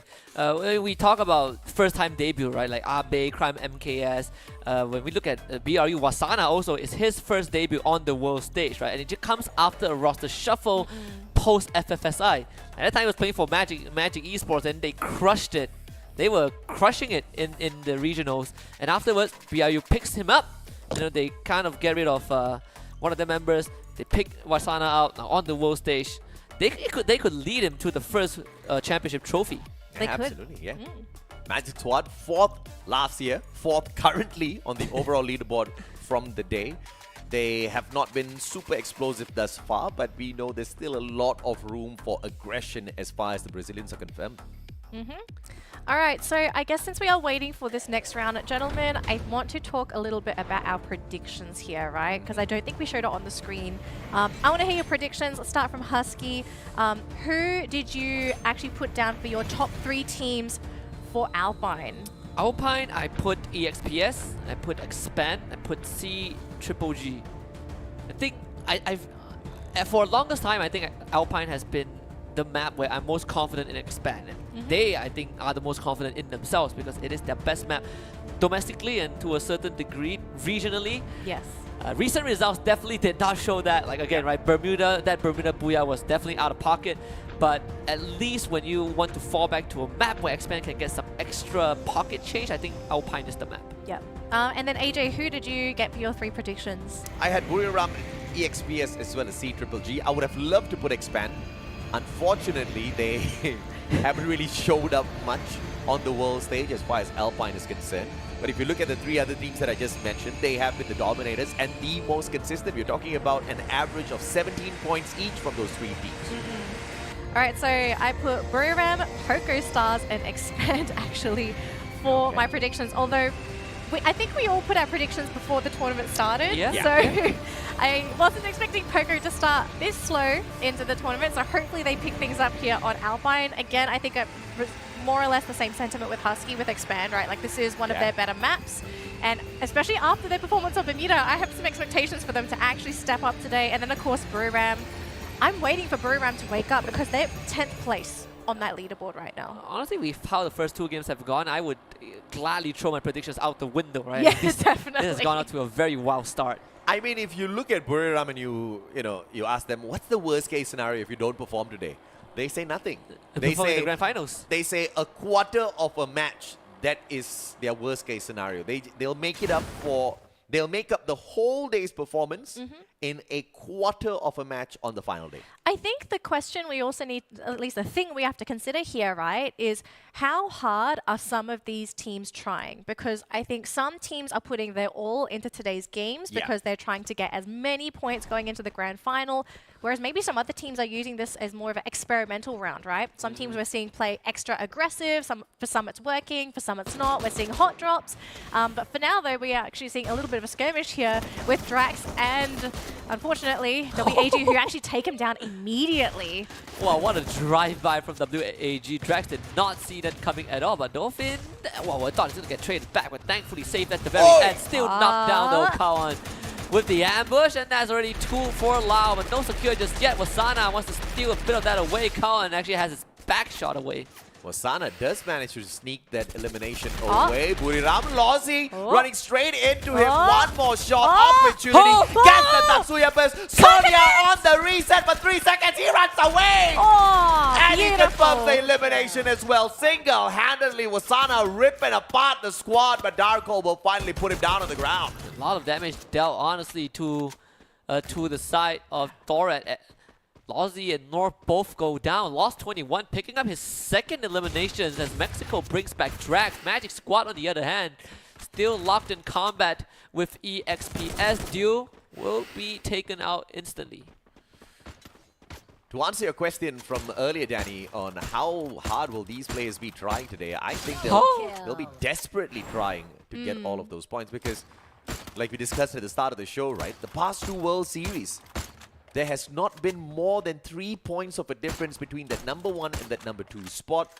And you are capable of earning an extra 16 today if you're extremely good on both days of Point Rush. So that could just be, that could make a world of difference. It could make the world of difference for even Magic Squad, as a matter of fact. Let me just pull up the numbers from Magic Squad over in Bangkok last year, right? Because they got a total of 96 points.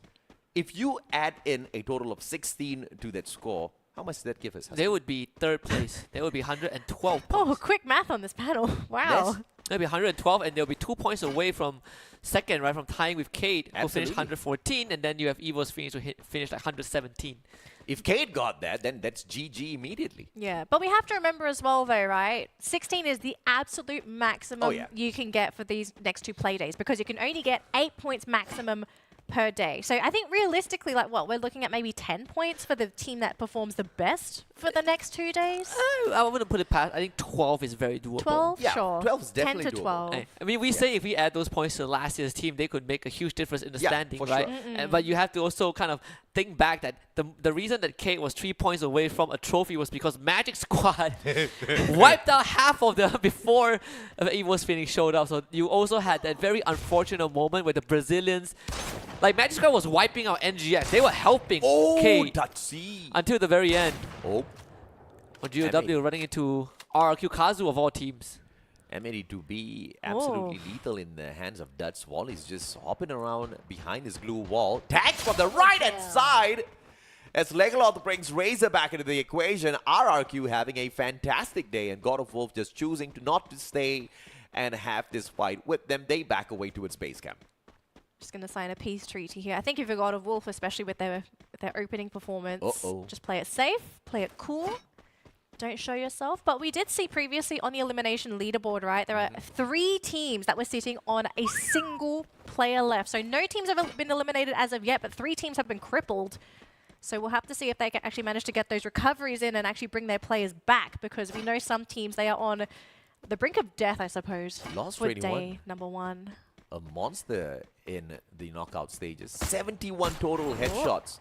I miss a headshot machine. The Riptide Rhythm actually sent out as well by Mexico. So, I mean, North was basically the Walking Dead at that point. That Riptide Rhythm just secures the elimination. Lao actually spreading out very far and wide across the map. GOW should be able to find this easy prey. It's just one man and one man alone. It's the Ghost. Oh, circles around and Wally with a mini Uzi. Gets the knock and secure. And God of Wolf picks up a freebie off of WAG as they get away from RRQ. Moments ago, we did see them coming in for the pursuit, but I guess they did not give up just yet. They're still just beyond the border of the main map.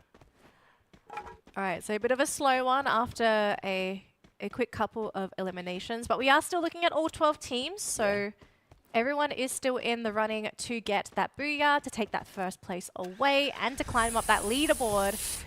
Got Boots just taking this vehicle here, and I am keen to see where that circle is going to end up. We do have the first circle popping up, but it's still pretty close to the center, so not quite seeing the trajectory of where everyone is going to have to head in this round. Everyone playing the slow macro game.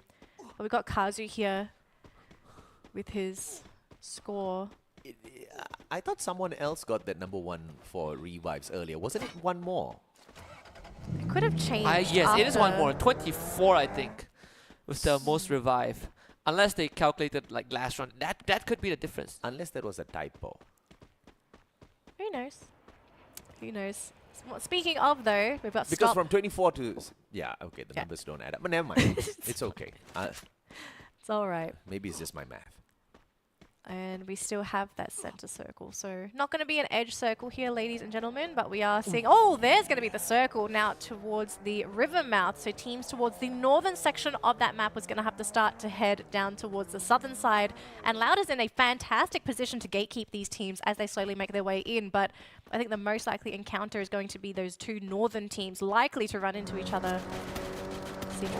Fire so low, and he's the alone. blue wall gets taken down by the vehicle, and Coscu shuts down Fires. That's the first team to get taken out of the equation. A little unfortunate. C-Triple-G smiling ear to ear for being able to get that done. But Thorat, on the other hand, they know Buriram are on point to engage with them, and they've got a boulder to make good use of. The flanks around the right and left-hand side, that's exactly what Thorat needs to look out for when they take on a team like Buriram. The scans need to be made. Either UAV or you want to pull out the Dinoculus. Now's the best time. A1 to 4. The timing should be perfect here. This Nazi trying to take damage from the right side, so this is a very tough position to play into. BRU slowly progressing downhill. Lozzy will try to eat up as much space as possible. They need some control of this area.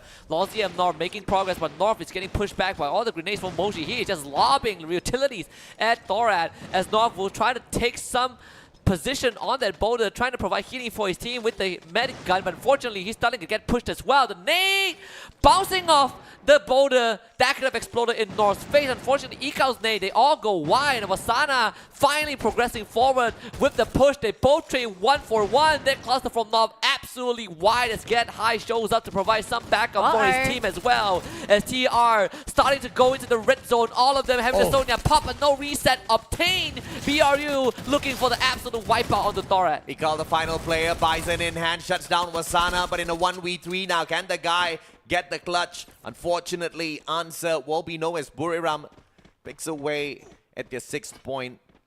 Unfortunately, Thorat just met one that was too rough to deal with, and Buriram will lead the lobby with the most number of eliminations. Yep, so it's going to be a nice free entry into that next circle, although if Loud stays where they are, they will have to deal with the Brazilians if they're going to try and find a safe way into that next circle. But great start here for Buriram. I know a lot of people was expecting this team to start the day with a bang. A little bit slow, but maybe Alpine is going to be their next map, at least to get that booyah. We still have Stop trying to find a revival point for his team because he has been alone for practically the entire game, and hopefully he should be able to get the pickups here. We've got C-Triple-G on the screen, just sitting on the edge of the circle, waiting to see if they can pick anyone off, and well, it could be Stop. He is still trying to revive his team.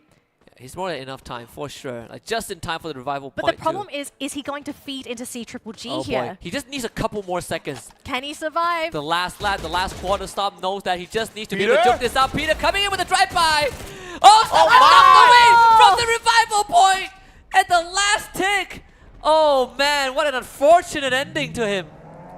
Oh well, can thank Peter for one more MVP moment for the guy. But he's probably not going to get it at the end. They gotta win this round. They have to win this round. Yeah, it's true. I mean, of all the ways to go, oh Razor. man, that is even more unfortunate. So if you get picked back up, you lose 3 minutes worth of cooldown on the Sonya. Though I think they would just dump him at this point. Oh my gosh, look at that next circle. It's going to be very favorable here for Loud and even Magic Squad. Both Brazilian teams going to be very comfy sitting in this next circle, but everyone else is going to have to fight their way through. God of Wolf making their way, and RRQ actually going to be coming in as well. Big fight for Expand now as Buriram circles around the very edge. Expand hasn't been spotted out just yet. Expand used their binoculars just moments ago and managed to scan absolutely no one.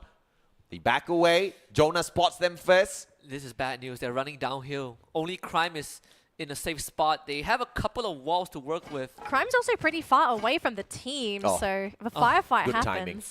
Yeah, BRU decides to not pursue that. They still will eventually run into the Expand because they are outside of the circle. For now. For now, I think they'll be able to find their way in. Where do they go? They're just gonna skirt around the circle, so completely avoiding Expand for now. But there's a chance they go for the wraparound though, but they will run into C Triple G first. That doesn't seem good for Team Buriram, who are currently holding on to a total of 9 points from 2 games. Hold on. And as anticipated, C Triple G. It's going to be a drive-by. Peter jumps out of his vehicle, trying to take down Wasana. Blows up Mochi. One more, flies straight into the battle. On fire now. Has got the Drogon in hand. Pops the first grenade. Gets the dagger to get high as well. That A124 has been used up already. Peter up on top from the roof. Gets the circle around it. Peter with another drop. Get eye super low. Peter goes in for the pursuit. Mini Uzi. Jonah down. On fire down as well. Coscu for the backup. Wasana back on his feet, but it's a no-go for Team Buriram. Man, you are not robbing the MVP from this man. He is back with the vengeance. Again, Peter making the big plays, but this time with the help of his teammates, the call to dismount from his vehicle, start shooting at BRU, and then on fire, leading the charge. Absolute machine. And C Triple G. Time now, Expand, battling against C Triple G outside the circle. 30 seconds to get this done. Catch this, my captain! What are you doing? Too fast and Cobra, both of them rushing on in. Crime, Axel too far away. They really want this battle. Yeah, Cobra against Peter. Who's gonna win this out? Peter is literally on a hot streak right now. Cobra, you gotta think this through.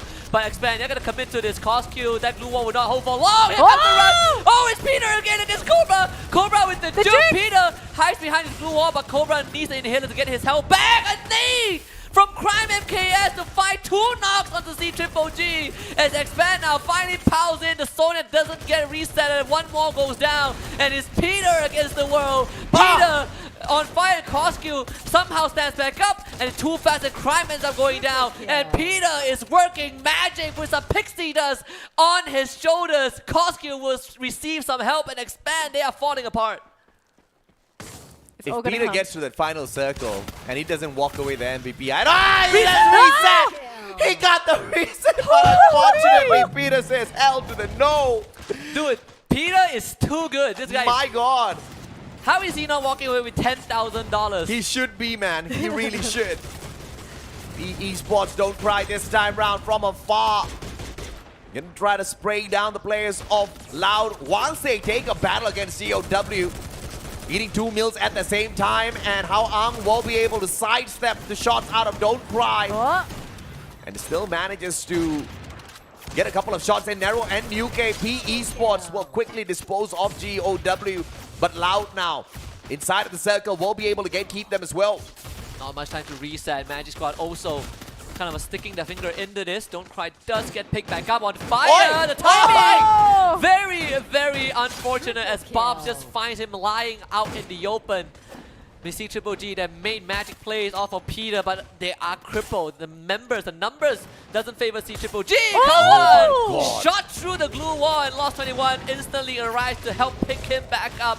Just a labyrinth of glue wall set up. The defenses will get melted down quickly by PE Sports. PE Sports has waken up, only 1 point from the past 2 games. And now they are inside towards the final circle. 6 eliminations in hand. Peter is still alive and kicking. Somebody give the guy a break. He's working overtime for that bonus. He is threatening loud as well. Through the glue wall. M82B, Don't Cry. Glue wall melted. Double courtesy of Mexico. And Don't Cry finally down on the ground alongside Nero. Hao Ang surviving. Both teams, Magic as well as Lau, taking those spot shots against PE Sports. And I believe this is going to be the end for them. Peter finally spotted out as well. And Drax gets the knock. And that should be the end for the guy. Again, the miracle work of C Triple G just not... Can actually pick himself back up. He actually has the self-revive, so he's back out on his feet. Does Loud know that though? Might be watching the corner. Again, losing Mexico means that you don't have the Skylar anymore, so your glue walls on the other team can stand up for longer. Peter about to move on forward, but finally drops. No more glue walls for him. C Triple G, I believe, finishing 3rd in this round. And look at this, we've got Brazil versus Brazil, so we will be guaranteed a Brazil booyah here. But is it going to be Magic Squad? Will it be Loud? Loud is down to 3 players against 4, but are the numbers going to be enough for Magic Squad to take this booyah? Both Brazilians, GU, super low on that HP, needs to use that inhaler. Max 7 in the hands of Bob 7, just a little bit cautious as to where he moves away before he knocks himself back up, but Butson gets sprayed down. Unfortunately, the blue helping him down as well. Lost 21, Orion from Drax survives the onslaught, backs away. Bob 7 barely tickled by his shots, and he goes down as well. And Magic Squad from 4th should be able to hop up into that #1 spot now. Again, losing Mexico was a big blow to Lao. You lose the Skylar. That means all these glue walls from the side of Magic Squad get to stay up for as long as the fight goes on. I can't believe it. I mean, Magic Squad and Lao finally stepping it up in game number 3. What a final circle performance, right? The first 2 to make it into the circle, and the first 2 and the last 2 standing. And of course, Magic Squad coming out on top with a man advantage. Yeah, that late game really favored Magic Squad as well, right? They had a relatively quiet end game because they weren't the ones that had to deal with all the pressure. It was actually Loud that had to deal with 2 teams. You had to yo, Bob's camera pose. Oh, Yago is a team player for sure. Definitely. So we've got Magic Squad here getting the booyah. This is going to be pretty big for the team as well because it will shoot them up that leaderboard because, of course, we are only playing with a single day for points. And every single round is going to push you up or down the leaderboard just as quickly. But just a recap for this round, gentlemen. Do we have a player that we think has been a standout for the round? Personal standout, because we can't pick the MVPs. I mean, well, clearly we can't. Clearly whoever was picking it has got a very unique way of doing it. C Triple G, Speeder, once again, highlight moves from this guy against Expand. He was the star player. Even outside the circle, nobody could touch this guy, right? I mean, he was getting all of the job done, but finally, as they try to move inside the circle, everybody kind of expired and left Peter all alone. I mean, Peter is, I don't know, like... he's a different breed. That's 2 MVP raw from him. You know he's not going to get this MVP. Yeah, he's definitely. And he should be getting this MVP. He should have gotten the previous one. This one, I don't know. It was this one is a bit close. Yeah, one good play, but the team didn't really. One good play? No, in this particular map. He made 2 good plays. Okay, fine. One fantastic, one good one. Sure. Right? I think that's a great description. All right, so that's going to be our 3rd map of the day, which also means we have reached the halfway point of the competition. We still have 3 more maps to go. Sorry, 3 more games to go, 2 more maps, plus the random map, which, of course, we don't know what that final map is going to be. But the points are starting to add up for these teams, and I think we are starting to find solid leaders when it comes to the first play day of points. Because remember, again, to all of our new viewers, today is Point Rush Day. The result for today will determine how many points you get going into Grand Finals, which is on Sunday. Yep. So you got to make sure you get those points in. Some teams are going to care about this. I think other teams are going to be like, it doesn't matter so much because the most you can get in one day is 8 points. Maximum for both days is 16, but what are the chances of a team getting both days? I think with how everything is going, it's pretty low, but looks like the interview is just about ready. So we are going to be seeing what our winners have to say after getting their booyah. It's Magic Squad.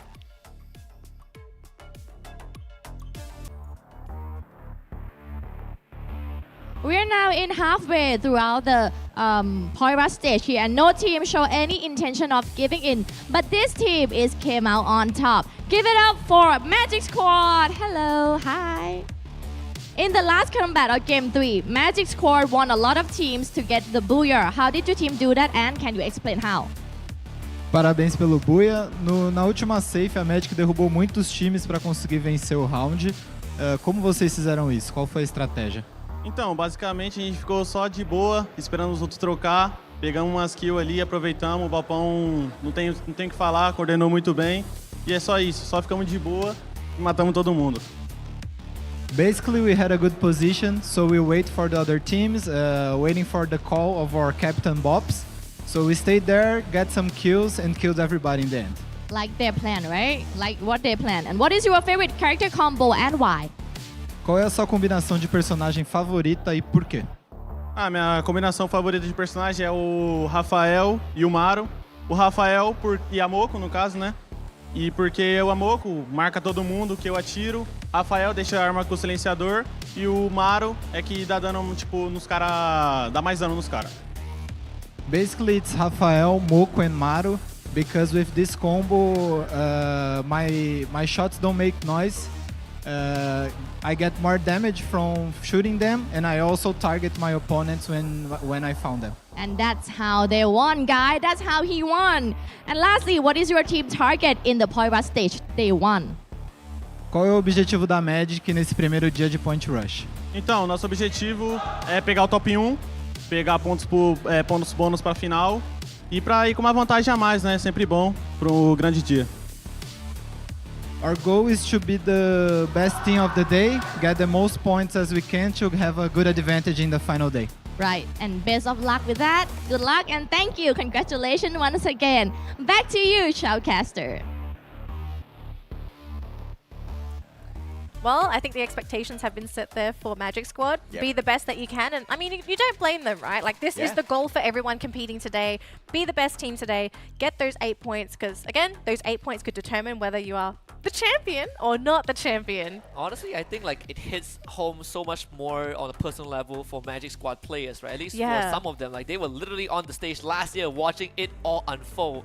And I think when you look back at the replays from last year, you realize that, man, we really, really took away the chances of our own region. So I mean, even when you look back at the trailer of the knockout, the finals, it does have a personal touch to it. Yago 7 eliminations in this round, just a perfect performance from the sniper. Another loud performance coming through from the squad from Brazil. Managing to sneak in 3 players on the overall leaderboard with the eliminations. And Yago walks away with a total of 7 for himself, and one of the only few that uses the Skylar out there on the battlefield, Danny.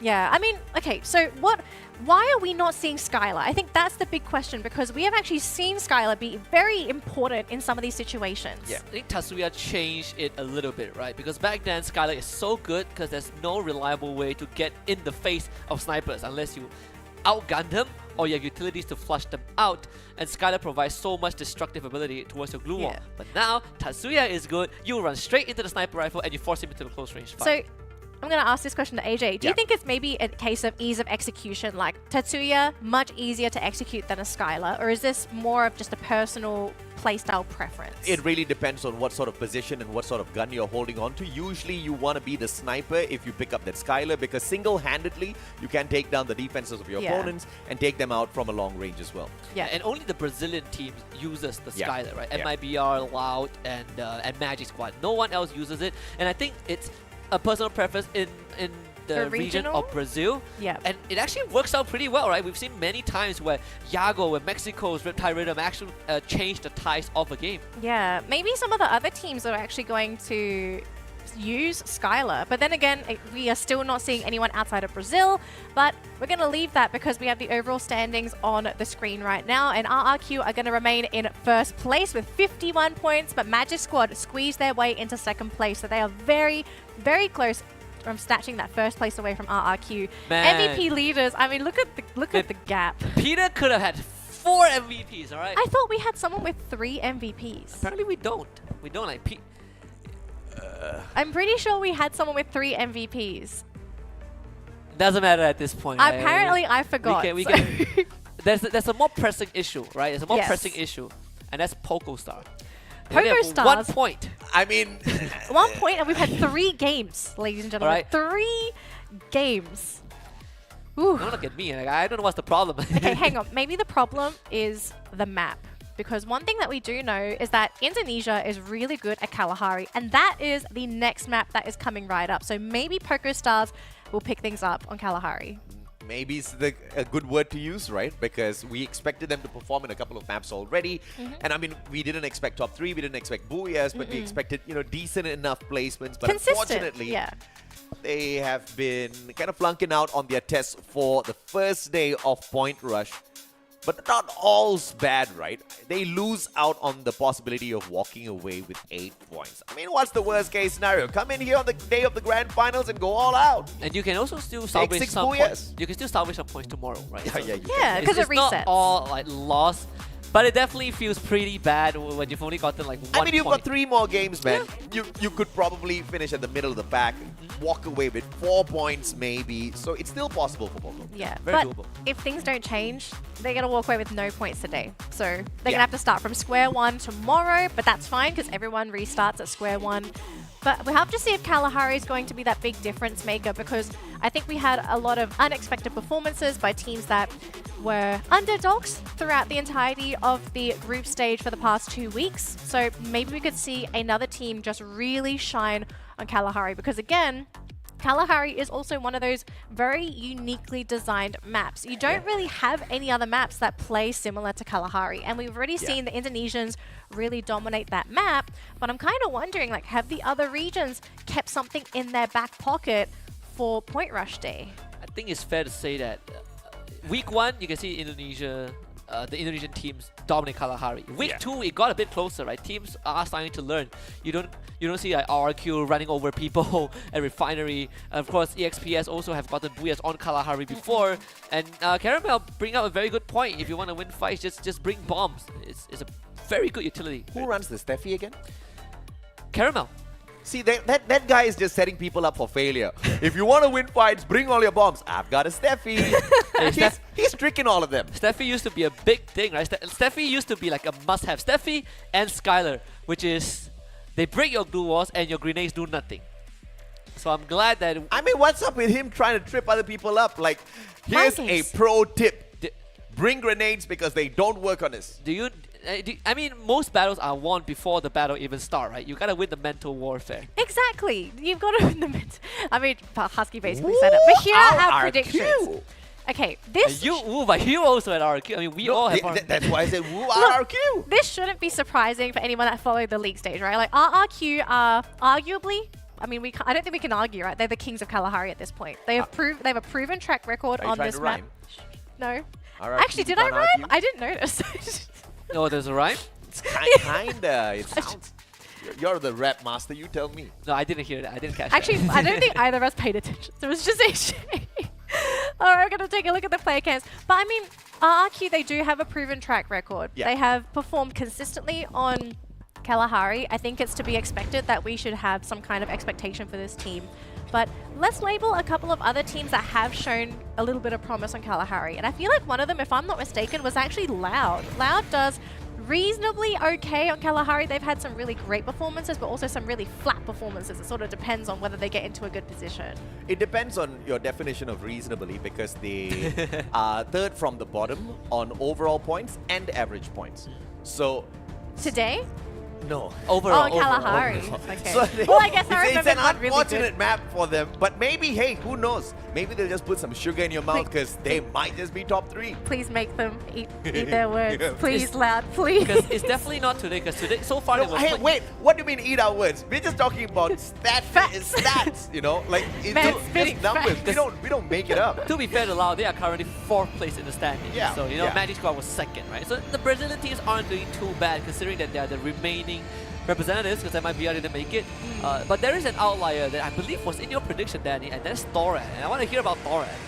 Well, I said before, the Indonesian teams are just ridiculously good on this map. Like, it seems like the teams are well practiced because remember, right, for a while, Kalahari wasn't in the competitive map pool. It was removed. A full year, actually. Almost a full year. So to me... You asking Danny to justify Torad is like you asking her to justify 3 selections of hot shots. I'm sorry. Okay. I thought there is no justification, Mr. Husky. I thought we were past that. It's because Hotshot didn't get past. But, apparently, I was wrong. All right, we're flying into Kalahari, and we'll see what the flight path is going to be. Very decent. It is actually pretty good. Yeah.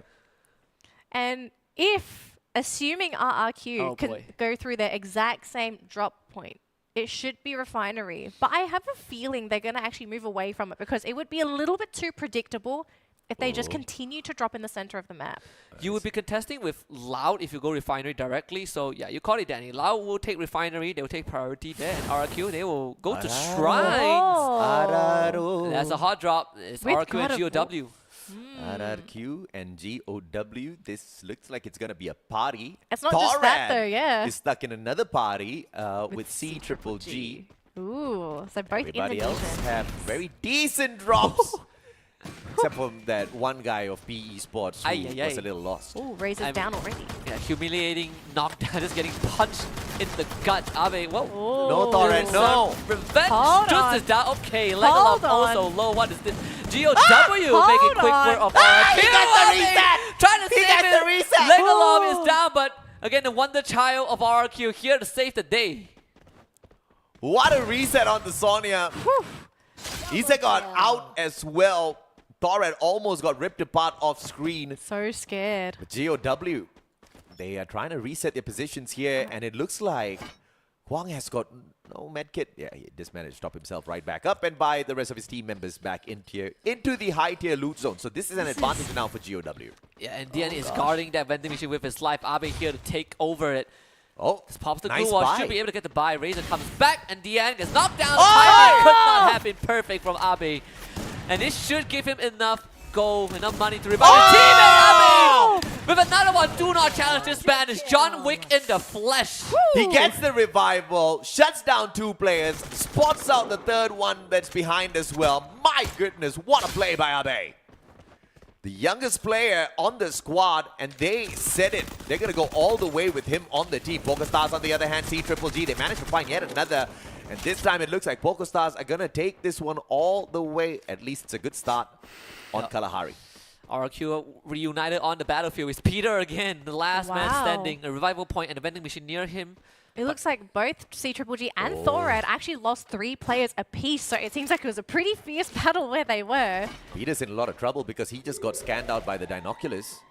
I think he actually scanned. Hold on, with the Legolas. Dinoculus. No, Legolas he is alone. got scanned. There was only one on the screen. Legolas. Yep. Bison taking care of him, stop doing the work. But RQ didn't get any room to breathe. Caramel handling his own fight with Deuce. Steffi used already. And Deuce is just playing ring around the Rosie. Running out of ammunition. The gas is depleting. Caramel barely taking any damage. Just a scratch on the shoulder wins that one. RQ actually might drop really early in this round, so that would actually potentially make them lose their first place on that leaderboard. Dude. Oh my gosh. Oh my. Abe. Oh, Abe. This man. Time out. Oh, what a good glue wall. Timed perfectly. Bounces the nade right back to do. But Abe really low on that HP though. A124 activated by Casper, and they push on through the double glue wall. Stop takes down yet another, and Abe gets sprayed down with the Mag 10 Caramel, courtesy of that. Abe does get the reset and a knock, but nothing's gonna come out of that. Literally the definition of that. Even if you go down kneeling. Don't ever lie flat on the floor. Abe, just heroics after heroics. WAG against PE for these 2 Vietnamese teams have been going at each other's throat the entire day. It looks like Peter managed to buy back 1 player as a short little insurance before he brings back the rest of his team members. PE Esports, don't cry, really low on that HP. How Ang spots out the Ghost. Good glue wall to block that out. Ghost just waiting for that perfect timing to back away, uses the grappling hook and a sliver of health left, and he survives the onslaught. How Ang just tagging up 2 players, but not really walking away with much. Oh, what a shot! But beautiful follow-up. great. Lovely stuff from Hong Ang. Also able to hold on to this tower as Cyrus gets back up, goes down again. Nero makes sure that he doesn't ever get back up.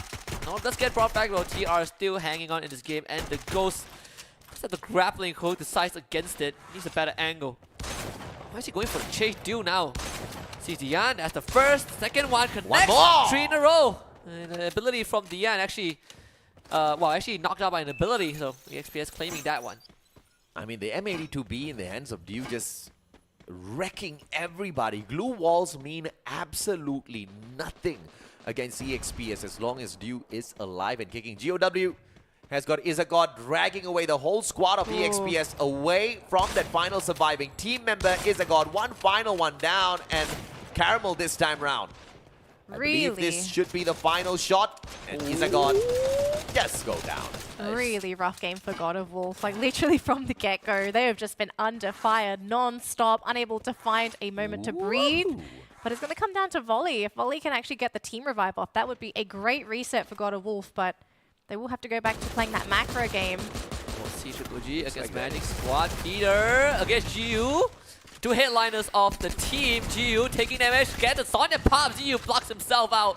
And Peter will end up going down. No reset this time. The heroics have been put to a stop. The aggression of C-Triple-G halted by Magic Squad. There's 2 of C-Triple-G members going down. I believe Koski was the last man alive, but he's not in this fight. He is out. Smart play by Koski, and Peter didn't really have a lot of loot on him since he was the first player to get eliminated and then revived. And now it's all up to Koski to find that revival point and bring his squad back into the equation. In the meantime, Magic Squad looking for the edge of the circle at Stone Ridge. And GOW hits a full squad revival. Man, and considering the rough start that they had, this is definitely a good salvation for GOW. But it's back to square one, right? You are almost 7 minutes in, then 3 of their members have absolutely nothing to work with. Speaking of having nothing to work with, it's going to be C-Triple-G. That's our first team eliminated as well. So very big contender out of the running to get that booyah this round. But oh, dudes, Dew is ready for him. He is so ready to just pop his head. Yeah, but didn't go for it though. Pretty interesting move there from Dew, like not actually committing the shot. Yeah, didn't find the angle, I believe. The glue wall is going to make his job a bit harder. So he's going to reconvene with the rest of the team. This is GOW, the whole squad revive. I believe Volley is the only one with a weapon to work with, and that's only a Bison Caramel. He's just gonna fight through the Sonya. This man can't finish. An absolute beast. He's like, you got a Sonya, let me fight you through it. And a bullet through his skull as a message. Send it to the rest of GOW. I mean, the message is give Dew MVP. That's the message. He is more than enough. I believe the message is stop giving Dew MVP. Oh my, PE Esports losing 3 players all at the same time. And WAG off to a fantastic aggressive start against them. But it's fine. The whole team gets brought back, so just eliminations to WAG apparently. Not a major loss. 7 points already. WAG having a better round for sure. Can't say the same for Poco Stars though. Fires. He is finally healing up. His brother's trying to defend him. Raz, Lee, they're all on one side. 18 deal as well. In Fires and KSG, he's running out of space to work with. Poco Stars gotta do something. Fires, he's gonna kind of descend onto ground floor and break his ankles in the process. Raz also gets dropped. Poco Stars didn't stand a chance. Poco Stars unfortunately pushed off of a very high ledge here by EXPS. And now they take over the high ground advantage. Poco Stars, no point of comeback here. 18 is still hopping on in. I don't know for what. This should be his downfall. You have to at least get this trade back. 18 deer. Can't even get the reset. No clutch this time. Poco Stars is absolutely collapsing. But they buy them all back? A full squad revival How many full squad revives have we seen this game? I think we've seen, what, 3 or 4? True. GOW. That's the second one I'm seeing. Yeah, that's the second one. But I might have missed a couple. I don't know. I've seen a lot. I think RQ also had a full squad revive, right? Because they had a rough start. They did. Oh, might go down again. He has 0. He has nothing to work with. Like, I mean, Torre also had a full squad revive. So that's 4.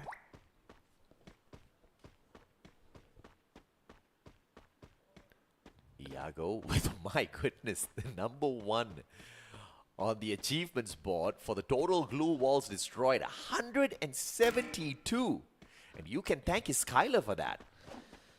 Exactly right. I was about to bring up the same point. Like the glue wall destroyer are probably players with the Skylar. And the glue wall melters, but yeah, the Skylar for sure, yeah. One Skylar Reptile Rhythm beats all glue wall melters. Oh, that's for sure. All right. Which is crazy, right? When you beat a passive ability, that's how you know it's pretty strong. Look at this dead center circle, gentlemen. Dead center so far. So teams sitting on Refinery are going to be pretty happy with themselves. But everyone on the edge, got to be very careful moving in because that high ground vision in the center is going to be quite deadly. We've got a vending machine here. A volley. But he's got nothing though. Yeah, he's gatekeeping the vending machine. He knows that PE Sports wants it. And it looks like PE Sports not going to get it just yet. How is Loud getting all of these circle predictions on point today? Sometimes you just have those days. You know, there's no science behind it. It's a Loud day. There's a little bit of science behind reading a circle, but you are never 100% accurate. I think Loud just right place, right time. Right place, right time. You know, a little bit of luck, a little bit of foresight. Don't cry in the wrong place, wrong time. He's gone. I mean, it would be a miracle if he survives this one, but I think he's just going to be wasting time for EXPS. He has gets tagged up. I mean, and finally put down. He has PE, but not TER. I mean, I say that Peter is already out, so. We still have 10 teams alive in the round. Sometimes, Husky, your jokes. I mean, it went over Danny's head. It's fine. It actually did. So we'll leave it that way. A lot of jokes go over Danny's head. Yes. She just lets it slide. We'll keep it that way. Yes. Smooth brain. Yes, smooth brain. Only some people would know. Oh, goodness. I told my fiance to use that meme and she's like, no, I would never do that to our babies. Smooth brain. Probably the most direct statement we had so far from a player. I'm pretty sure they're ready. Doesn't seem like it so far. Yeah, I'm not sure about God of Wolf. I don't know if you're going to be ready standing here. Wally, what are you doing? Man took 475 damage to the head. Oh, fire just... he's going down as well. Oh boy, I mean, Pogos are not having a game at all. Not having a day at all, in fact. With multiple revivals and down they go again. Does anybody survive this onslaught this time round? Nope. It looks like one guy's managed to get away already. You know what they say, the past always catches up to you, and PogoStar just could not outrun GOW. Track down their scent. Double kill. One more guy, where in the world is he though? I think that's a good question to ask. If you don't know where they are, that means you're not eliminated from the competition yet though, AJ. But in the meantime though, WAG putting in quite a lot of work here to try and gatekeep Magic Squad. Oh my gosh! I'm a survivor! Oh goodness, what a circle for the team. What's everybody doing? I love this one. GOW, everybody flying in, and Torret just taking pot shots against them. Kwang low on that HP, and North can't find the final few connections with the VSS. He'll just have to settle for a couple of tags, but now the circle gonna be moving in 3 seconds. Torret needs to get out of here. Yeah, Abi actually finds a long time stopped off screen. And of course, Torret taking 3 shots. No confirmed knocks just yet though. EXPS against RRQ. RRQ is a little injured here as well, Husky. They're not running on full capacity, and Legoloth goes down. Ice Grenade doing enough for EXPS to find a pick-off, and Magic Squad. Is there a flank happening? We see one player on Loud actually trying to come up from the back. Oh, Abi just getting straight to Oblivion. Magic Squad. Yeah, Magic Squad's gone, man. WAG doing them a number. Caramel finding ambush. Oh, what is that? Deuce finds the knock somehow on the stop. No secure just yet. Legoloth, the captain against Caramel. It's Caramel wins. Legoloth unfortunately just missing the crucial shots at the end. Deuce trying to keep himself back up. Caramel, Deuce outlasting the damage. Let's well be able to outlast this. Caramel picks himself right back up. That's trying to shut him down, but the glue wall barrage right in front of him protects him for the time being. That's going to wait this one out. Let's see who can out-heal each other. A124 on the pop, and Caramel! Ice Grenade, Punisher by Dutch. That's just big brain plays out of him. But is he going to be able to tank the circle? This is the 4th circle. And it's going to hurt once it moves on to the 5th. Oh man, Casper took a bit too long. And Kawa just takes advantage of that. Mexico finding Casper again as he stands back up. And you're really in the weeds trying to find some cover as the glue wall is no longer a safe barrier for him. You've got 10 seconds to go. If you're Loud, you have to capitalize on this high ground because in a moment they have to move, and because they're so high up as well, there's going to be a moment where they drop down. They will be animation locked. This could be Expanse round as Cobra finds Ika. Wasana out to too fast, but no trade out just yet. Cobra still manages to survive, and the grenade out of nowhere. They have to be able to protect themselves a little bit better here, and one player taken away from Expand. Man, Jonah is so accurate. 2 in a row. The third one towards a completely different direction as BRU switches their attention over to Loud and Poco Star. Expand barely hugging on the edge of the circle. Jonah! Yes, the Trogon can't find Jonah in time. Oh, the last thing doesn't connect, but they're going to go for the rush. Expand really wants this. The Cobra the first to drop. The animation lost, so they put Crime on the ground as well. They're running out of time. Jonah taking advantage of that, and Wasana will also chip in with one. Expand. A fatal mistake at the very end. Might have just done them in. I believe the captain is still alive and kicking. We need to spot him out in a little bit. He's still up on top. He's too still fast. there.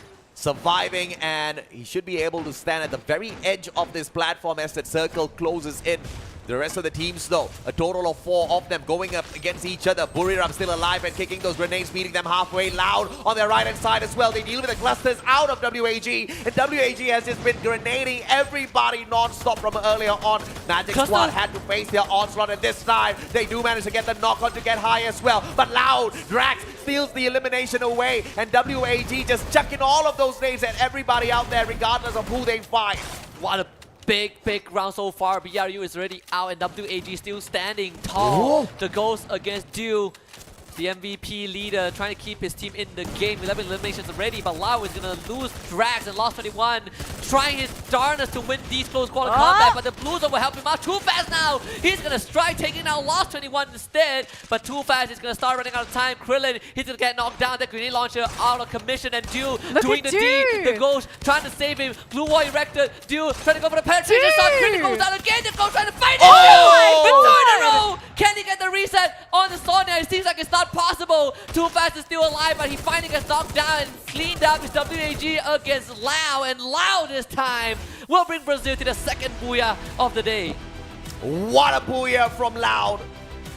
Gentlemen, and are Brazil, you ready to eat your words? Me? No. You doubted Loud. See, once again, we don't have to eat our words because we read data out to you. And I had faith, even though they were not in my predictions. You had okay, right, so I had Lau and EXPS and RRQ, alright? So Lau is on my list. Lau is on my list. EXPS also made it very far, only RRQ fell short, and even RRQ had a pretty amazing round given their circumstance. It was a pretty tough round for RRQ. So I'm safe. I got the right teams.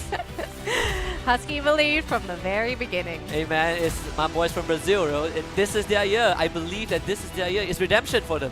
I think it would be an amazing year for the region, right? Because they are essentially racing against Thailand to take away the crown. Because Thailand have hogged it.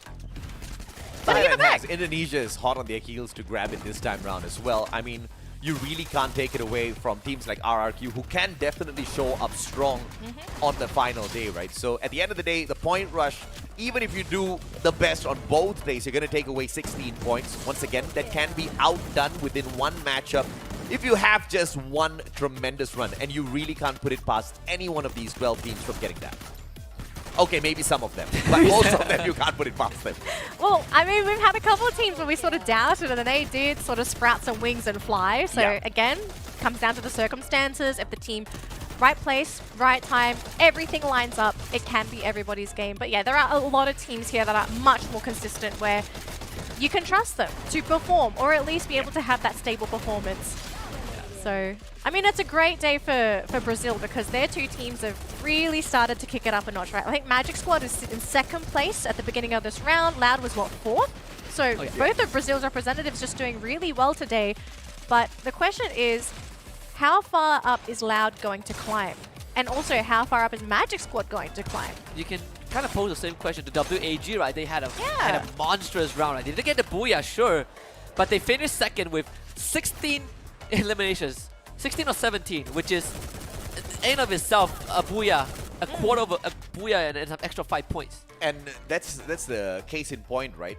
Even if a team like WAG makes it into, they are definitely going to make it into day 3, and they do this on that final day, they immediately outdo whoever who can walk away with the maximum number of points from Point Rush. Exactly. Just through eliminations. Yeah. So I do believe we have our interview ready. So let's hear what Loud have to say after claiming victory.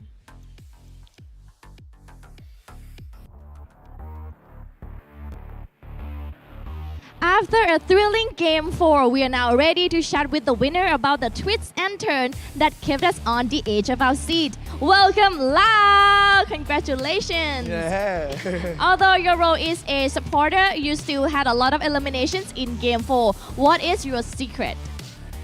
Parabéns pelo Buia. Mesmo sendo suporte, você teve muitas eliminações nesse game. Qual que é o seu segredo? Ah, rapaziada, eu acho que, tipo assim, obrigado, né, pelo Buia, obrigado por agradecer. E, tipo, a gente marca muitas costas, então eu tava marcando as costas, tava de Alp, então tava pegando muita kill solo, paraquedas. Aí nós foi rushar, eu tava de bisão, uma arma de rush e de suporte. Então os caras começaram a rushar na gente, tava de bisão e pra longe era Alp, então acho que eu consegui pegar muitos abates por causa disso. Thank you for the congratulations. We always target for the back of the teams, so usually I'm using Alp, so it's easier to get one or another kill. And when I rush, I use the Bisão, that it's another weapon that it's used for support and for rush. So this is the strategy we use usually to get kills being a support. Right, and won the first booyah of the day for Lau, right? What is your team target in the Point Rush stage today?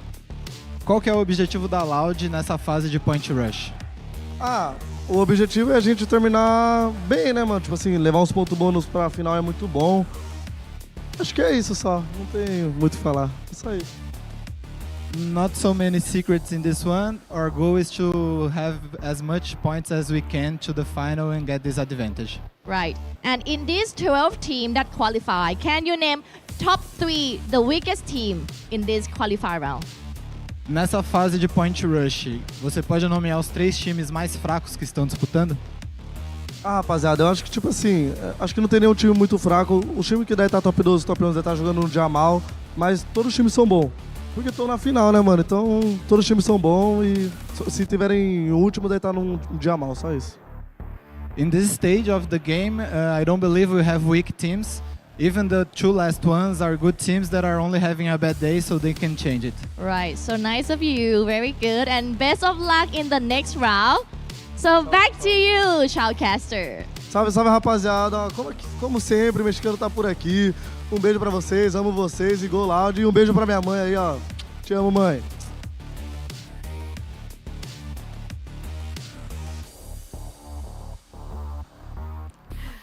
Oh man, I wanted to know what they said at the end, but I'm pretty sure it's for the fans. For the Man. fans, It's like, for the it's fans, Loud, guys. Maybe I'll do a rough translation. Hey guys, we're Loud. We're gonna take the crown. Just give us 2 days. It's coming home to Brazil. It's coming home to Brazil very Yes, soon. I mean, we have Brazil co-streamers, right? Like they're also watching the broadcast. I'm pretty sure like the last 2 rounds they were absolutely lit on their own stream for Yeah, sure. exactly. Magic Squad got a booyah. Lau now gets a booyah. It's a good day. Let's take a look at our elimination leader for the round and also see who gets the MVP for the round as well. Very likely to be from Loud, but for the elimination leader, we have Krillin from WAG taking home 8 eliminations from that round. Yeah, not surprised here at all for WAG taking away the top spot here, but unfortunately, because of the way the MVPs are selected, it will not be from WAG. Loud Mexico walks away with it, and he walks in with the Skylar as well. 6 eliminations, and the AWM his weapon of choice this time round. I mean, this one I'm fine with it, right? Mexico also had a hot round. Yes. If you want to identify who is the sniper on the Brazilian team, just find a guy that uses Skylar. And also, I believe Loud is the only team from the region that uses the Orion in their composition. Like they have not changed it at all. Drax on the Orion. We've seen some coin flip moments. Sometimes it works. Sometimes he buys time for the inevitable. And sometimes it leads to these scenarios where he's using the Orion to buy time, so he's not actively pumping out damage. Look at that, 572 damage in a round where they had to fight until the end. Just turn yourself into a walking target, you know. Everyone sees you. Try and finish that man off. But here's the standings for the round, though. Loud, they secured not only the booyah, but also first place with a load of points. And we're just going to quickly skip through this because we want to see what the overall standings are looking like. To see if RRQ has lost first place, which is very likely the case here, but who is going to be the new kings on this throne? Could be Loud. And it's going to be Loud. And they're tied with RRQ, 62 points apiece. But they win out the Booyah, right? They have, we look at tiebreakers, Loud definitely leads by 1 Booyah, which is okay for RRQ, right? This is still very, very tight. You got 2 more rounds to go. Yep. And also EXPS going to be sticking their nose into someone's business. 3rd place. Magic Squad pushed down to 4th. So a little bit sad for them, but I mean, they're going to be able to bring it back. They're only, 1 point away. Yeah. So it's going to come down to that next round because we finished 4 games, gentlemen. We're going to have a quick break, give the players a bit of time to sort of think what they want to do for Next Terra, because Next Terra is our next map, and following Next Terra, it's going to be the random map. And I know some people are going to be praying, please be Bermuda, please be Kalahari. We don't know what they want, but until then, we will have a quick break. So we'll see you all in 5 minutes. See ya.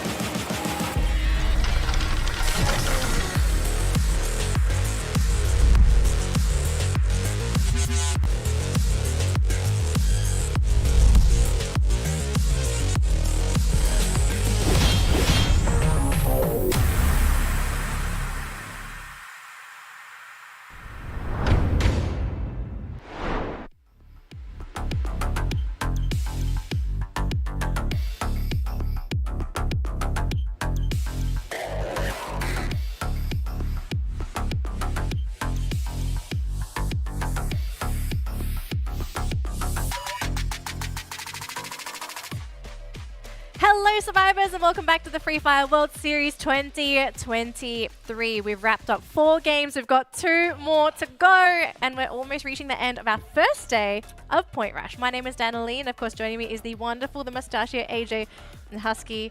We're going to Nextera next. Nextera next indeed. Yes. I actually could have made that into a joke but I can't. Smooth brain, let's go! I'm ready for some next level play on the next map, Nextera. Too many next. I'm pretty sure it will be terrifying. I wonder who will take the next booyah. Okay, moving on. I wonder when is the next day Peter will ever see the MVP. That is something I could agree with. You know what I want to see next? I want to see these teams terraform Nextera. You know what I want to see next? Something. I just want to see something. I want to see anything. I want to see some exciting matches. I want to see some crazy team fights. Come on, guys. We got spoiled by Expand and RRQ in game 1. We really did. We got spoiled. Okay. Like, the game was fantastic. Like, that felt like a game that should have happened on Grand Final Day. Yeah. Not freaking day 1 of Point Rush. So, they set the bar really high for all of us. But to be fair, though, I think it's been a pretty big day because we had a complete point reset for all the teams and we're starting to see what kind of a playing field that we're looking at, what kind of playing field everyone is currently on. And I think it's also worth looking at the top 3 headshots individually. I think when we came into this, these 3 were definitely not on the radar. I believe like Wasana right now, 86 total headshots, and that's including the 4 rounds that we had on top of the group stage. Abe coming in second with 80, Lee Kwang from GOW with 77. That's probably one of the most surprising appearances for me, right? Considering you look at their group stage run. But you know, GOW, we say that they are stepping it up. They have to step up, and they have shown some signs of life. Yeah, Abe must be having quite a slow day in comparison to Wasana, who very quickly overtook him in the total number of headshots here for the top 3. Of course, they don't walk away with a $10,000 prize. That's only for the MVP, and that's all been hogged up by Dew. And I don't think there's anybody that's capable of replacing his MVP spot by the way things are going. All right, Mexico. What do you want, Mexico? Another interview. An interview would be great. Give him anything at this point. Oh, he wants a bottle of water. Though I would love to hear what the other members of Loud had to say. Right? I think so far we've been only getting Mexico, but he's also one of the most entertaining men. Like his elaboration, like he gives us an essay. He's very vocal. He's very animated. Charismatic, yes. Charismatic and very animated. Like he's a really cool guy to watch. Yeah. Him, I think we've seen like from Magic Squad, like Bob's is also Bob Yago. You know, these 2. I mean, the Brazilians overall are great. So that's a department we got to step up on from SCA. You know, we're a lot more confrontational. Be more happy-go-lucky. Okay, hold on. I don't know about me, but maybe you sure. Oh yeah, you have not seen Jonah being interviewed, and he has not been interviewed yet. Well, maybe for good reason. They're saving him for Grand Final weekend. Sorry, Grand Final day, right? Because he gives some pretty spicy interviews from anyone that has actually tuned into last year. But it looks like our teams are ready. We're loading them into the pods. We are just about ready to jump into game number 5. Our second last game of the day, because after this it's going to be the random map. We still don't know what this map is going to be, so teams towards the bottom of that leaderboard, they really are going to have to step it up for these next 2 games if they're going to try and at least take home a couple points at least for the grand final weekend, because so far Poco Stars, I think they're still at the bottom. They haven't been able to get anything. Almost guaranteed a donut at this point. Yeah, I mean, this is round 5 and they only have 9 points. Yeah, and they would argue that 9's not nothing, you know, Danny. It's still something. It's an average of 2.25 points per round. 2.25. But do you know what 9 points can afford you right now? A donut. A 0. So you're going to have to get more than 9 points there, Poco Stars. We'll see if this might be the map for them. Maybe they finally lit that fire in their hearts. Get those points in. Prove that we deserve more than donuts. We deserve points because we want to take that crown home for Indonesia. Because I think you guys brought up a pretty good point earlier on, right? I think there's a lot of emphasis on that race between Thailand and Brazil for the title of champion, but Indonesia is in a really good position this year to actually take it home themselves. Yeah, I think without Brazil in the equation, it's definitely the race between Thailand and Indonesia. Yeah. We've seen it during FFSI, we've seen it, I think, some during other third-party tournaments that these teams have participated in. Right, we even have teams such as Magic Esports from Thailand, E-Arena, and these guys aren't even competing on the world stage. But when you add Brazil into the equation, then that becomes a completely different story. You have the X factor. Yes, you have 2 out of 3 regions that are more active, that are more willing to take fights. So that's where Indonesia starts to kind of suffer a little bit because they are, they do struggle when you bring the fight to them. A lot of teams are actually flying out early in this flight path, so not many teams wanting to actually drop towards that top. I mean, you say RQ and Brazil. You talked about Poco. Poco might just get a hole poke through them. You talk about Brazil. GOW. Brazil and Indonesia as well, right? RQ and Loud are have already started fighting at Plazaria. Like you said, Husky, if the fight gets brought to them, it's a little bit different. Abe bringing the fight to Brazil on the other hand. Drax, all he can do is run away. Gets a beautiful glue wall up as well. Drax can't do much, and he still gets knocked out. Abe calls out Loud. 21 gets the Sonya on the reset. The reset for the reset, and he gets it away. Oh man, a trade coming through from the side of RRQ. Kazu just in time to save Abe. I mean, Abe, I believe, still ends up going down. Actually, no, he's still in the game. And it's Lau who loses 2, and Abe even picks up that elimination. So Lau, they are out of here. Mexico trying to find some sort of a safe haven. Ooh, I mean, we're also looking at the top 2 teams, right? These are the 2 leaders of the leaderboard right now. They are tied for first place. Loud only being ahead because they got that booyah earlier today.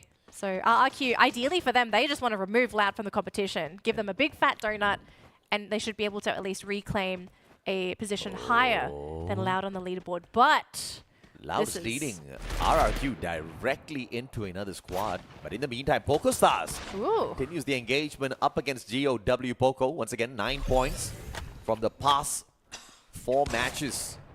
And it doesn't seem like the day is going to get any better for them, but they are able to force GOW out of their compound. This could be the end for Lao, right? In an early Mexico. Mexico runs into BRU instead. One of the earliest exit for Lao. Very, very unfortunate considering that, like you guys pointed out, they are in first place, but RQ now surely will overtake them at the end. Surely. It might not just be RRQ either. It actually might be some of the other teams sitting on the top of that leaderboard. But, oh my goodness. Poco Stars, super aggressive early on. They really want to make a statement happen in this game. It's a revive galore for GOW. They are constantly bringing their teammates back, but all these picks like Poco have already guaranteed 4 points just from GOW alone. Isagot's getting the job done when it comes to the revivals, and he's just waiting for Wally. Wally taking his time before he goes down, finally gets knocked down onto the ground. Elimination comes through as well, and the revival is going to take a little bit of time. I guess the boys are broke.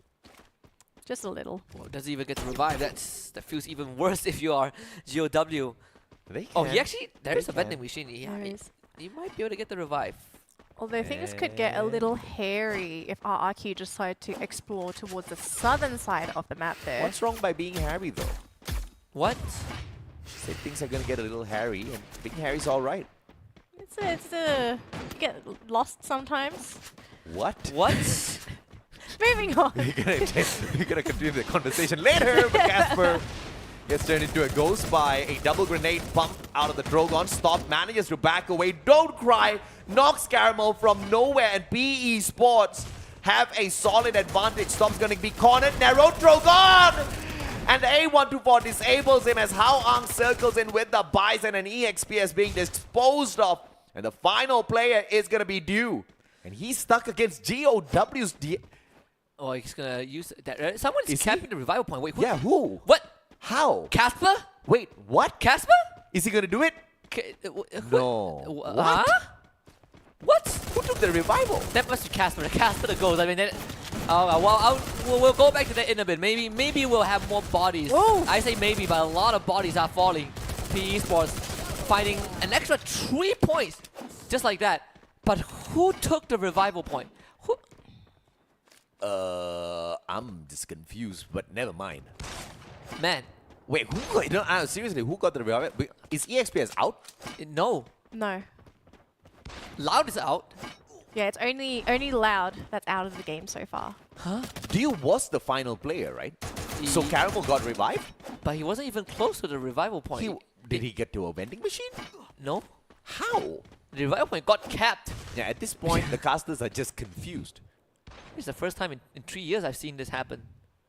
Okay, in almost 2 years, because the revival only got introduced last year. Ooh. Okay. Jonah out in the open. Poco Stars fires about to get back. Moshi tagging him from across and finds able to respond all thanks to the M82B. 70 HP left in here and Jonah goes for the finisher and manages to get that one taken away. The rest of Buriram players on the hunt but will find no sign of Poco players. Just a heads up as well for anyone that missed it, EXPS was eliminated from the round as well in 11th place, so they won't be getting any more points this round, meaning that the top of that leaderboard is going to be very open. And Expand just getting a nice little elim there. Expand pretty quiet after their run on Bermuda. The team's been trying to collect some points today, but just not being in a comfortable position for a lot of these fights in these earlier rounds. But maybe next Terra could be where this team shines yet again. They'll just have to find that next opening. Bombastic start, and then they fizzled out at Bermuda. It's slightly better at Alpine, but nothing to shout about. And 10 points at Kalahari. So perhaps in this game, they go back to their winning ways. But one more, looking for a shot, but misses it, unfortunately. So GOW gets the whole team back again. It's one of those few rounds that they are just, you're just on the revival game, right? BRU are so deep in the blue zone. You can see the circle is like a northeastern side from where they are, so it's going to be a long journey for BRU. RRQ spots one of the PE Sports players using the Dinoculus, but nothing much is going to come out of that.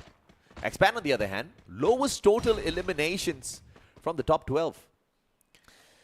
I mean, what a highlight. I mean, it's worth pointing out, for sure. I mean, it highlights how much of an underdog they were coming into the point rush round. I mean, a lot of people weren't expecting Expand to go off. I think it also, like don't be misled by that. Even though they have the lowest elimination, they definitely weren't like 12th place when they qualify, right? Like they were 10th, right? 10th or 9th? I believe they were 10th place. Yeah. 10th place. But they were in a safe spot. They weren't at risk of actually losing. And I think it was GOW with the lowest number of eliminations with a total of 75. So I mean, Expand had like despite them being in 10th place, they actually had a pretty consistent performance if you look at the average point, like 45, 58, 55, 48. Not too bad, right? The difference between the lowest and the highest is just 10 points. It's not the most bombastic one, but definitely consistent enough to get you through. So we do apologize for that error in graphic. We'll fix it before we flash it again. GOW is going to be a little annoyed. That was their moment to get highlighted. Like, hey, we had the lowest number of eliminations. What you talking about? Why are you showing Expand all of a sudden? But it's okay. PE Sports. Inside the circle, just playing around. Try to see if or nothing. I mean, to be fair, right? PE have played super aggressive this round. So maybe they're just trying to catch any of those players just skirting around the outside, trying to get that loot. Oh, is it got there? I mean, Lee was ready for that. I mean, either God did not stand a chance. First, he Tatsuya dash, bangs his head into the wall, makes a quick detour into the building, and gets absolutely blasted. Purple Stars having a better game this time. RRQ will have their vehicle blown up by C-Triple-G. This is not the best for C-Triple-G. They have the blue zone damaging, I believe, Cosq and one more on fire. Nade. Oh, gets a tag. Only 12 HP taken away. A nice grenade to make them reposition first. Cosq, Peter, both joining up together. And Peter's going to lead the battle here. And it looks like Duds is just going to be on a grenade throwing spree, trying to find if or not he can tag a couple of players, but finds absolutely nothing. C-Triple-G with the reposition. Abe on the right-hand side with the Trogon, but he will pay the price for overextending the rest of the players back in a way. One good grenade tags up Peter. Peter still alive and kicking alongside Cosq as well from the back. And it looks like the rest of Poco will not be sticking their noses into this battle as they circle away. Dutch though tagged up Peter. Good sprays and he gets away. Sonya saves him and the reset will come to fruition as he gets a knock. Man, what a fast collapse from C-Triple-G. They get one pick and instantly they swarm RRQ. Abe, the most important and most impactful member of RRQ, Kazu, just got caught off guard. RRQ out in 10th place. Cyrus Ffws is backside shot a little bit. Bob finds a snipe onto Krillin from afar. Magic Squad taking this slow but methodical against WAG. Man, the Brazilian teams are just really doing so well in this round. At least Magic Squad, at least. Maybe they're going to be the ones to take over that first place because a lot of our leaders on that leaderboard have been eliminated from the round already. Magic Squad is 9 points away from the #1 spot, so they need to do quite a bit of work in order to replace the other teams. I don't know. They only I have 1 elimination so far. I think they have a really good chance of doing it though, because all the top tier teams were eliminated first. So we'll see if Magic Squad have to hustle a little bit more. It's still a little early for them, but Expand on the other hand looking for more points. Right below them sits Thorad. This is one of those few dances that is going to take a while. Look at the amount of ice grenade. Cobra will have to tank it up, but no problem. Here keeping him alive. But I'm worried about their economy though, especially the glue walls. Axel, you can see, only has 4. Crime MKS only has 3 in his inventory, and they're slowly getting burned away. Cobra forcing to use it as well. Doesn't even get the sneak through, so that's another glue wall expanded. Oh, smart plays out of Expand. They get tagged by the A124 and they erect a barricade right in front of them. So no rush coming on through. Prime, the first one, a setup, a glue wall, but they do get sprayed down. Ffws gets a trade back, but not much comes through from that as he gets eliminated from the equation and the full squad of Expand falter. The idea was good, but the execution, I feel like in that scenario, it's just too big of a risk. Crime KS, he wanted to isolate the members of Thorad when they go for the rush, but he did not expect the entire team of Thorad to just flood through the stairs. So good move from TR, but BRU now are trying to pick up some of the members from MGS who are trying to outrun the blue. And they run out of the blue and looking to find a safer haven, and they do find one right behind WAG and surprisingly the circle as well. What a great read by the Brazilians. If they can get rid of WAG, the Magic Squad will be in a great spot. So this journey for BRU, literally traversing more than half the map since the start, will continue.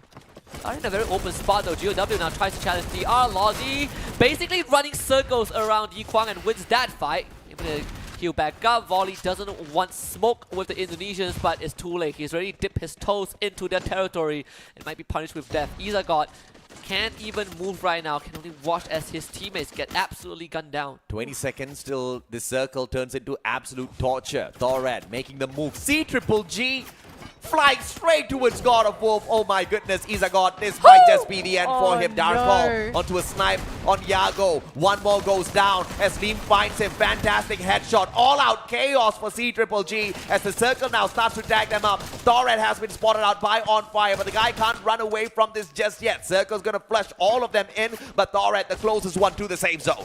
Okay, Thorad are starting to move already. One more actually clips Lozzy. North gets destroyed by Bunsen, so Yago finds Ekal. There's members of Thorad dropping one by one, and Darko, the captain of the squad, the last man alive, as he watches his brethren all get sniped one by one, and Magic Squad having the time of their lives. WAG can't say the same about them though, as the compound now starts to be sieged by BRU. Magic inside the circle, but Buriram trying to take them out of it. WAG in the vicinity as well as Moshi gets tagged up, and bombs out of nowhere, drops a nade onto Moshi. Can he get saved though? Thorad finds the full revive, so that's going to buy him some time. Magic Squad looking to siege this area as well. WAG and BRU might end up falling prey to them, but again, Magic Squad, they're taking on multiple teams at once, and they have to pick their fights properly. As Lozzy is dropped again, it's just a messy fight in the compound. The Vietnamese and the Indonesians duking it out, and look at the bodies falling. It's PE Sport that ends up getting wiped. My goodness, the circle just didn't do them any favors whatsoever, and Buriram were in the perfect place at the perfect time to take advantage of that. But now, the fight straight up to Magic Squad, who are outside of the compound. All of the glue wall melters laid out first just to take the defenses down. Jonah up top, Wasana down at the bottom. Magic Squad, on the other hand, backing away towards the back of this compound. The circle's not going to torture them just yet. And 12 more seconds, that's exactly what will happen. Yago is positioning himself in the building, but he's not on the roof. That means that the Riptide Rhythm isn't going to be as effective. He needs to find an angle to provide backup right now because the circle is closing in. BRU, full squad still alive, still very healthy, but Magic Squad, they will have to take BRU head on. And I don't think Yago is in a good position to support his team. C-Triple-G still alive through all of that chaos. on the opposite side of the battlefield. But now Buriram makes the first move in towards the center of the circle. They have the advantage now. All of the rest of the teams will be moving straight towards them on fire. Down on the ground as Moshi gets a shot out of nowhere. Wasana with a Muni Uzi goes in for the rush. Peter manages to Tatsuya away. Wasana blocked by his own glue wall. Has to get away now. Get high for the backup. Spots out Koskyu. Gets out of the circle. Forced right back in. And Koskyu does manage to get that knock alongside Peter. It is Moshi getting interfering as well as one more survives with a sniper in hand. Can't do much. Jonah is healing up, but Moshi is starting to tank the blue as well. Look at Magic Squad joining the party. They have free reign on the battlefield, and here comes the utilities. Unfortunately, BRU and C-Triple-G are all trapped in their own glue wall maze as Magic Squad can just pick up the scraps and cash in some extra points. GU is landing the shots, Bobs does fall, but it's C-Triple-G against the entirety of Brazil, and it's just not doable. Magic Squad with the second booyah. Wow, and Brazil with the third. Go on. I was going to say that was a interesting decision from Buriram because they abandoned the compound to go after C-Triple-G. I mean, AJ, I want to hear your thoughts. Like, what do you think about that move? Like, do you agree with that decision from Buriram? It's either you hunt or you be hunted. Buriram initially made that travel in towards the center of the final circle, and then they realized that they were out in the open. They looked at C-Triple-G. They had a boulder to work around with. That's just natural defense, and it was a good move.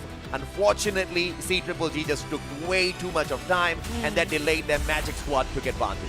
And I think for BRU, right, you had two options. We tried to fight Magic Squad, and then we take the fight to C-Triple-G. Or we take over where C-Triple-G are at, which puts them in a better spot to fight for the final fight, right? So I think they took a calculated risk, but again, like, they took too much time to actually get the wipe. So when Magic Squad showed up, eventually it was a bit too late. I mean, they also did Magic Squad a favor at that point as well, right? Because Magic Squad, it was the next team in line to take that first place away from the round. And of course, I think they had 10 eliminations. They've got the booyah as well. So we're looking at least 24 points for this team. So that's going to shoot them way up that leaderboard and put them in a really good position to take away those 8 points today. Because that is what's on the line. And the rest of the big teams, like you did mention early on as well, they did get taken out of the equation pretty early on. So the chances for Magic Squad, if they did not get that number of eliminations, probably would be a little bit lower, but they have managed to equalize to the top just purely through eliminations. So the 12 points that comes through the booyah is going to give them a huge boost to the top. Buriram, on the other hand, is not going to be tickling them for that #1 spot because they have been struggling quite a bit throughout the day. Yeah, Actually, for sure. Speaking of, Husky, I want to ask your thoughts. Like, what do you sort of think has happened with Buriram today? Not to say that the team is underperformed, but like, is it just... I'll tell you the answer that I always hear from AJ, and for the past year, they're just chilling. They're just chilling? Wait till the grand finals. And here's the thing. They've played for completion on the game of Free Fire, and now they're just trying to play this on the most difficult mode. They're just trying to give themselves the worst start possible on day 3. Self-handicap? So that they can have a little bit extra fun. Side quests. Side questing now. Interesting. I mean... How many points can you falter on before you get into the grand finals? I think all of it. And can you still win without all those points? Because that would be a big statement for Buriram to still be able to take the crown, even though they didn't get the point rush points. It would be insane. You'll be very surprised, right? I mean, I'm still not counting them out just yet. I think until and unless BRU doesn't win a world championship, this statement will always stand. It has stood the test of time for like 2 years. Yeah. Well, it looks like Magic Squad's ready for their interview, so let's see what they have to say for their win.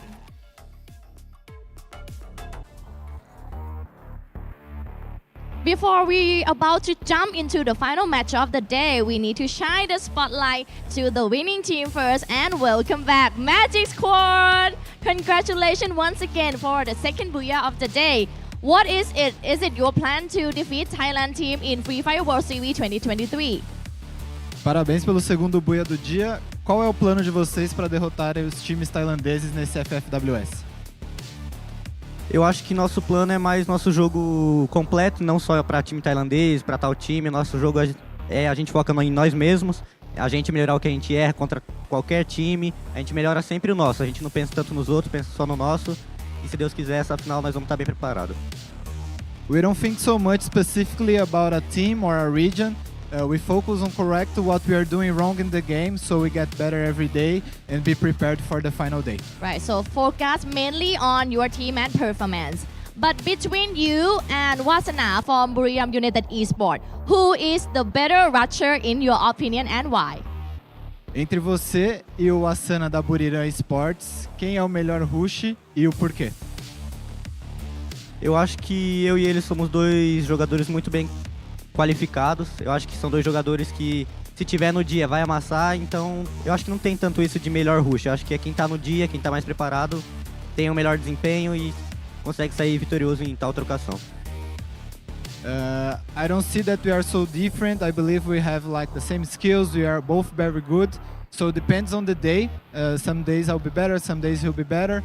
And we are both focused on be prepared and do a fine job in the finals. Right, but you always kept calm and composure during the game. Any advice to gamer on how to deal with frustration during the game? Algum conselho que você dá pro pessoal pra frustração durante o jogo, tipo, quando as coisas não saem do jeito que vocês esperam, qual é o conselho que você dá? Eu acho que se puxar principalmente o nosso time, é um time que tem muito bem o reset, porque eu acho que é todo muito unido, todo mundo sabe o potencial de cada um, então a gente sabe resetar bem. E uma dica que eu dou é esquece. Só esquecer a partida passada, porque vai partida por partida, você sempre tentando evoluir. E no final, se Deus quiser, tudo dá certo. E é isso. So basically, we know our potential, so when we don't have a good match, we can easily reset and think about the next one, game by game, round by round, focusing on the final day. So that's the trick that you guys can use as well, gamers. And lastly, anything you'd like to say to your enemies here? Alguma mensagem para os adversários da Magic aqui no FFWS? Só queria dizer que o Brasil tá na casa e estamos voltando. Brazil is in the house and this is getting back to us. So maybe I'll see you in the last game here again? Talvez eu te veja aqui de novo depois dessa última queda. Tomara, né? Quanto mais, melhor. I hope so. Yeah, I like that attitude. Thank you so much and congratulations. Now, who will win the final game of the day? Stay tuned. But right now, back to you, Shoutcaster.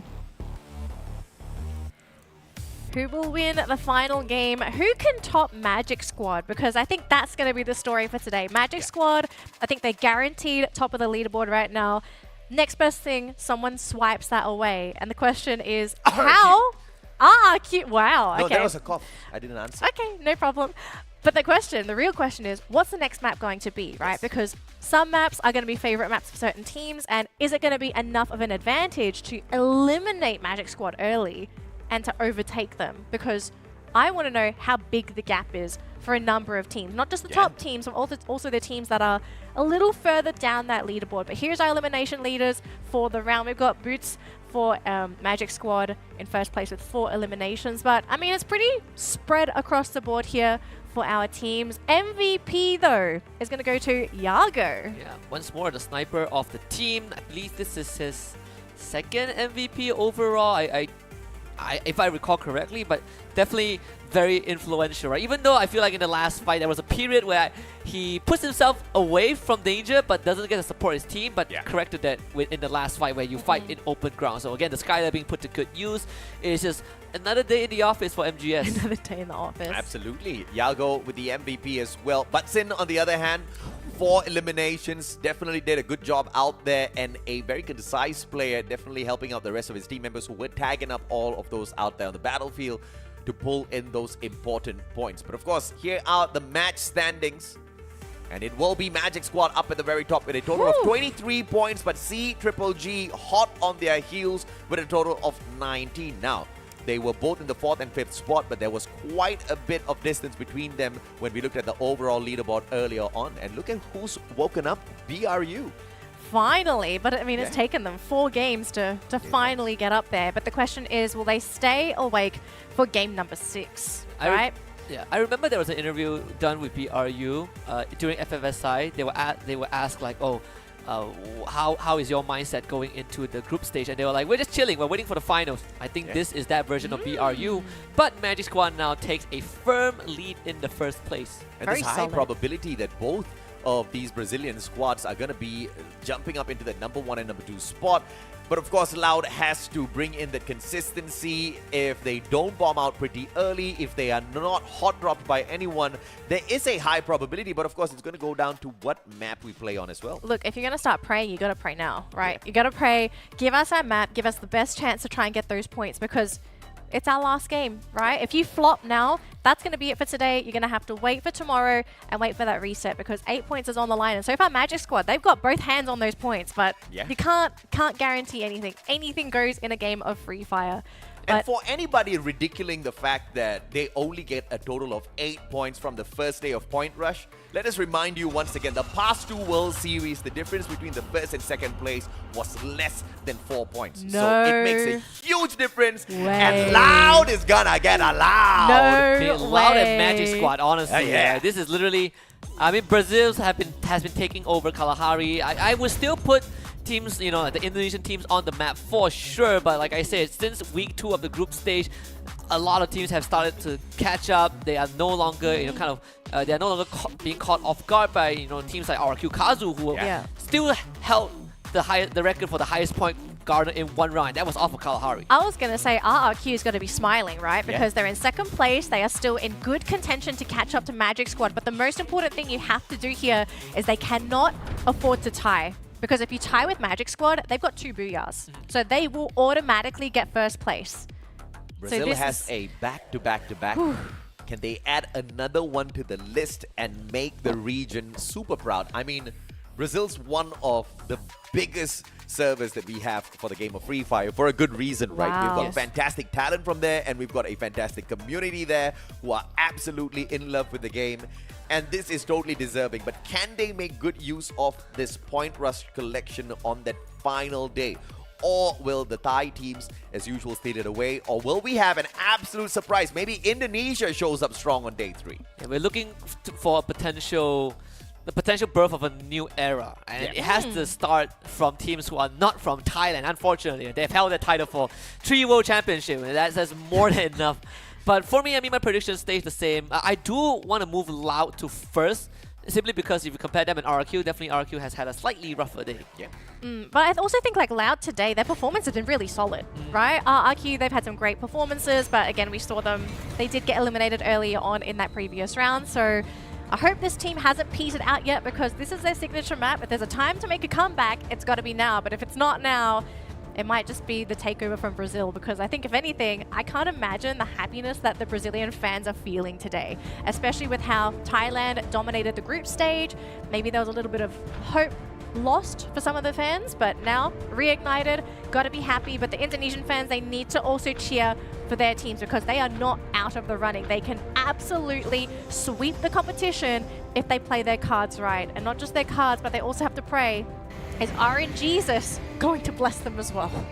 You know, I mean, Rio de Janeiro, that's where the first kingdom of Brazil was first founded. Then it quickly collapsed in Singapore, Marina Bay Sands, and then Sentosa, and then Bangkok, and now Bangkok again. I mean, it has to come home, right? Like Gio said, Brazil is in the house. I mean, they've never left. They just never got to take over. Brazil's in the house. It's just that thus far it hasn't been their house. The Thai players' house. But of course, EXPS is out of the run unless Loud, CGGG, RRQ, as well as Magic Squad clunk out super early, and EXPS gets the booyah this time round. But that's a little bit too much to expect. But CGGG as well as RRQ, they have a solid chance to represent Indonesia and Thailand strong for the regions to finish in that number 1 spot. And no doubts whatsoever that Brazil's going to give them a run for their money in a very, very good start to this game, where the whole map is wide open to them. Yep, split right down the center as well. So if there's anywhere that you want to go, you should be able to reach it rather easily. But the high tier loot zone is going to be in Stone Ridge. Are we looking at any hot drops? It seems like it's going to be a pretty clear round unless these later teams actually decide to drop on top of each other. And it looks like we might actually see that happen now. Yep, Foundation, RRQ, EXPS. This is going to be a big fight between these two. And if RRQ manages to down and out EXPS early, it'll be a fantastic start for their race towards the top. And MP40 tries tries to go up against a melee, and unfortunately, the glue wall mistake by Casper cost him his life. Yeah, you don't bring a baseball bat to a gunfight. That's what we learned from that exchange. And Losabe didn't get to play the previous round. He wants to go for more. Jonah, on the other hand, going for the chase on the Magic Squad. GU wants to run away, take 2 pumps in the back, and Jonah finds an easy one. Fantastic start for both RRQ and Buriram. Buriram struggling. Stop, taken down as well as Abe gets traded out. Legalot is there to shut down Stop right after. Legalot traded out by Caramel. Back and forth we go as Dew gets taken down and out of the equation as well. Not put out just yet. RRQ Dutch spotting out D Kwang as GOW hops on into this battle to pick up the pieces. Oh my goodness, God of Wolf. They actually might be able to vulture both of these teams because they are horribly injured. They do not have the numbers, and when it comes to loot, it's not looking too good either. Dudes, this might just be the end of him. Can he get the last hit? No, he can't. Goes down. God of Wolf are feasting. Razor did revive everyone else. Unfortunately not Dudes because he just went down. So they will have to kind of basically spread out, try to find some sort of a resource. Razor actually, he revived his team, so he's now stuck there with GOW. And Loud is keeping a close eye on the situation alongside Esports through Narrow as well. Caramel actually got away from that absolute onslaught by the rest of the teams, and it looks like EXPS will survive, at least for the time being. But it's all going to be coming down to Caramel. He's all alone, and actually look at that. God of Wolf, they are hunting and they want Caramel. Kwang tagged up as well, Caramel. Double revolver, and D Kwang puts him out of the equation, and EXPS bombs out on day 1 of Point Rush. Man, fancy footwork from Razor. What a shot onto Izagot. So picks up an extra point, but it's not done just yet. He has a med kit. Gonna loot out a bit more, but just trying to find some space to heal up. He will be able to do exactly that. Izagot gets brought back by a volley. In the meantime, Expand looking for the edge of the circle here as they spotted out WAG moments ago, and it looks like they are gonna go for the hunt. Dolphin right in front of them.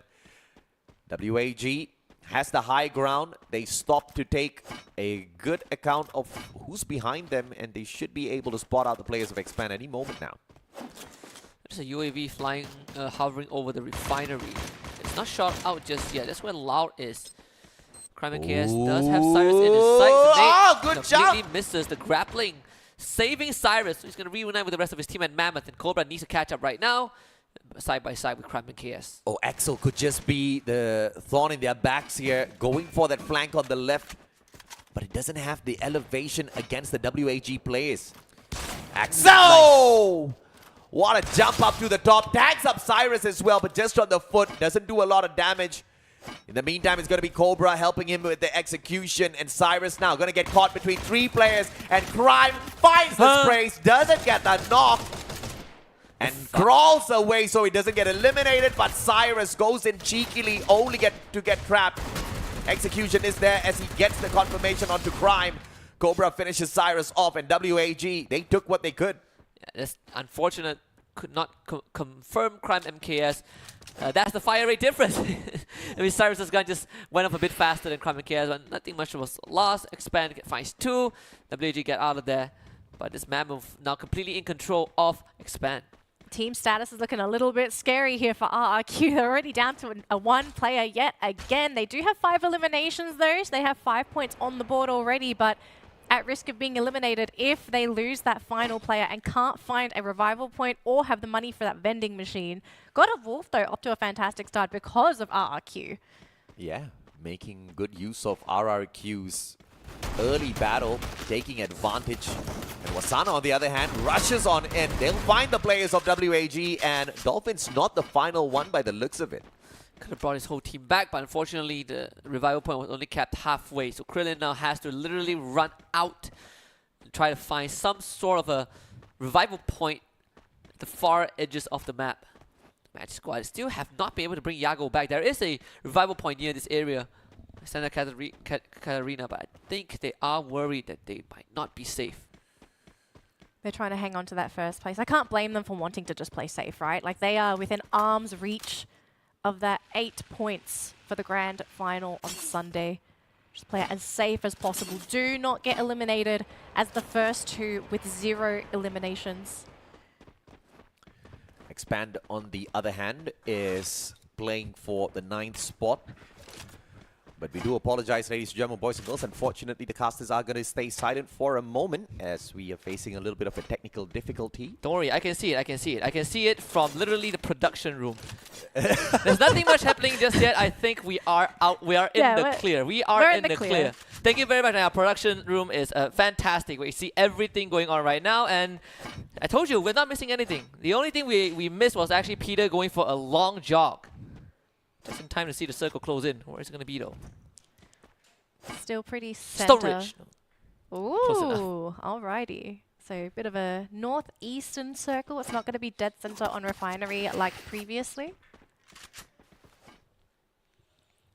PogoStar is going to be very happy in the center. And also Lau in a pretty good spot, right? They get to kind of zone out multiple teams. They actually use the scan as well with the binoculars on the entirety of Expand, while on the southwestern side of Refinery. I was going to say, if there's a team that's not happy, it's RRQ. We did see Abe stuck in the top left-hand corner of the map all by himself. And guess who's actually very close to the revival point? It was actually God of War. So they're actually ready to actually stop them from getting that revive. We'll see if that happens. Otherwise, we might just see RRQ on the kill feed yet again. A bit of a trade here between Sana and Leaders Get High. And the question is, how is Expand going to go through this though? I think Lau has already started moving. They don't want to hold on to the edge. Sends out the UAV as well. It's a 2-2 split from them. Gio brings Yago back, so Magic Squad, they are whole again. Groza in the hands of the Brazilians, and they spot Expand crossing. Shots are already on point, and Crime gets tagged up, and it looks like the Brazilians are going to be meeting Expand out in the open field. This seems to be a risky maneuver if they do go ahead and launch themselves straight into that action, and lost 21. What a snipe. Takes too fast head off, and if the captain goes down, we know exactly what waits the rest of the Expand players. But Cobra, with a very smart backstab, takes lost 21 out of the equation. That's a 1-for-1 trade. I was actually very worried, right? When Lost 91 made that move, he committed with the grappling. Is it grappling or the jumping pad? And Cobra, very nice response with the grappling to go for this rush. This is why, you know, Skylar isn't really picked a lot of often anymore, because you have these kind of maneuvers, like the grappling hook to Tatsuya, allowing you to rush literally into their face. So Expand now gets to break through Refinery if they want to. They have the man advantage, but thankfully for Lau, there's a vending machine, there's a revival point, they can bring their teammate back. Oh, Abe. Abe, he might be taken out by PE Sports. He really wants that revival point. Well, I guess Magic Squad, there's a good chance to finish first. I mean, Abe is all alone. The Esports isn't going to allow him to run away just yet. A 1-2-4 popped by Abe. And time doesn't run out for him just yet. Finally does as UK collects the elimination point, eliminating the final survivor of RRQ. Rough round for RRQ. We literally were talking about them, right? Having a rough, well, not a rough day, but definitely having some rounds where you felt underwhelming, and you're gonna see it happening, unfortunately, in the later stages of Kalahari. Magic Squad actually a full squad revive. Look at Yago, 200 glue walls destroyed in FFWS. So yeah, if you need someone to tear down walls, you look for this guy. Give Yago a call. Give Yago a call. The Exterminator, he's ready to get rid of those glue walls.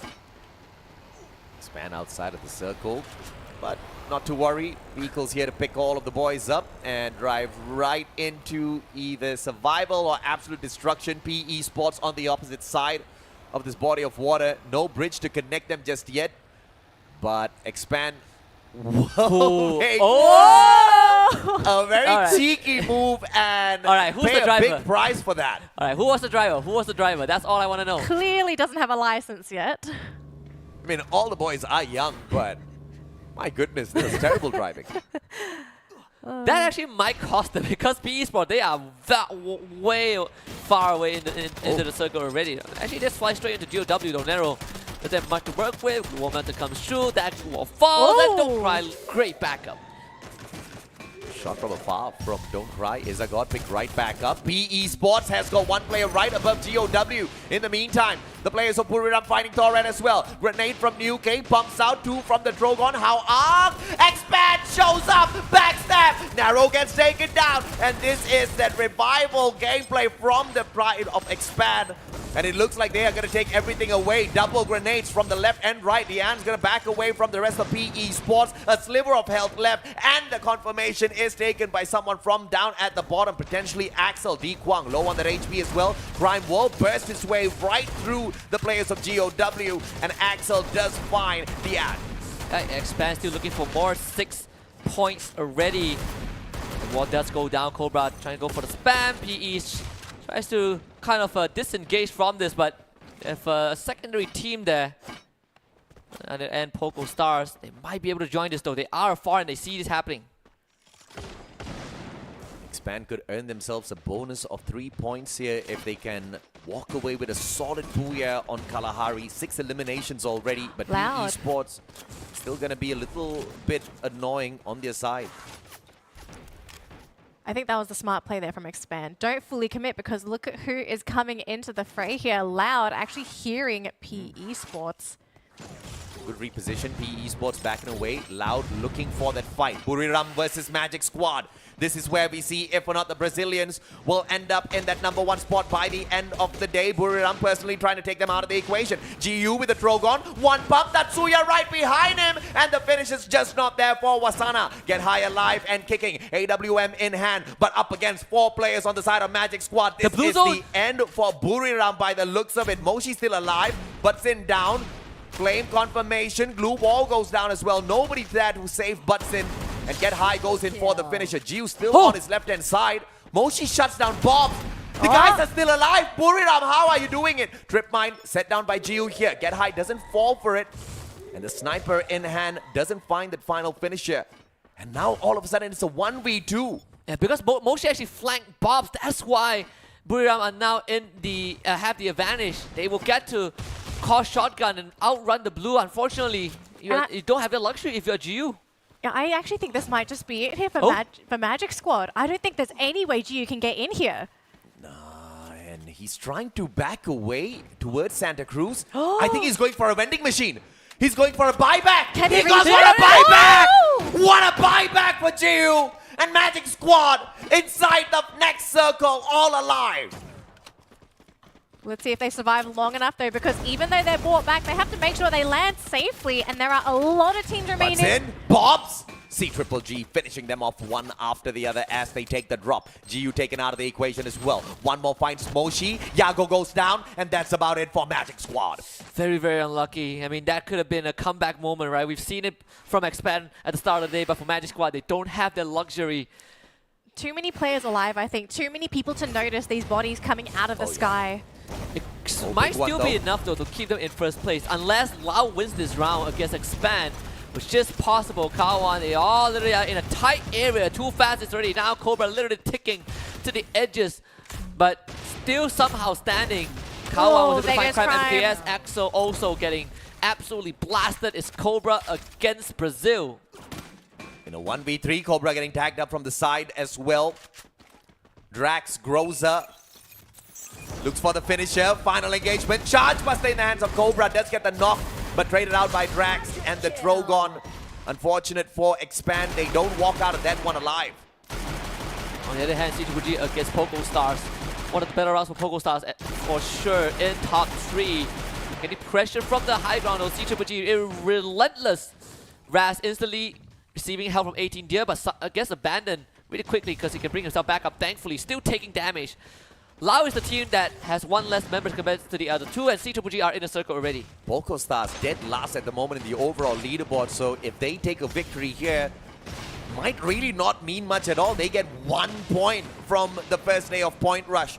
But Loud, they look like they are going to be the loudest ones to walk away from day #1, perhaps with 8 points in hand. At the moment, they've only got 7 through the eliminations, going for the 12 on the placements as well. Beam gets tagged up. It is going to be that ice grenade on the play. C-Triple-G approaching the situation as well, slowly but surely. I mean, One More has such a good spot. He's safe in the circle, and he has a long-range weapon.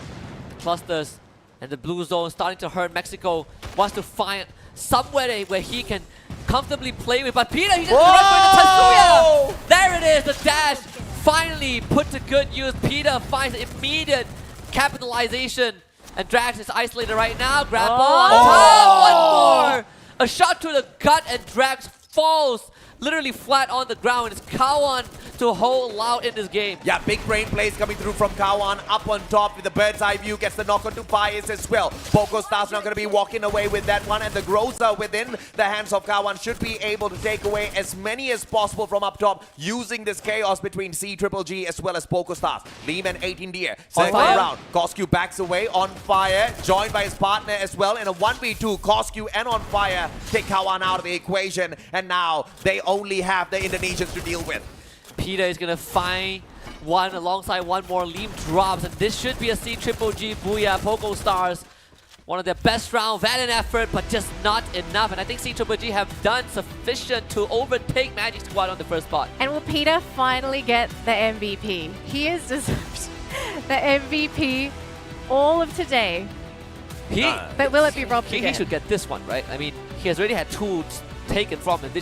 He was robbed today, twice. If he gets, imagine like if he gets the MVP this time, right? And the two MVP that he should have gotten, he would tie with Dew.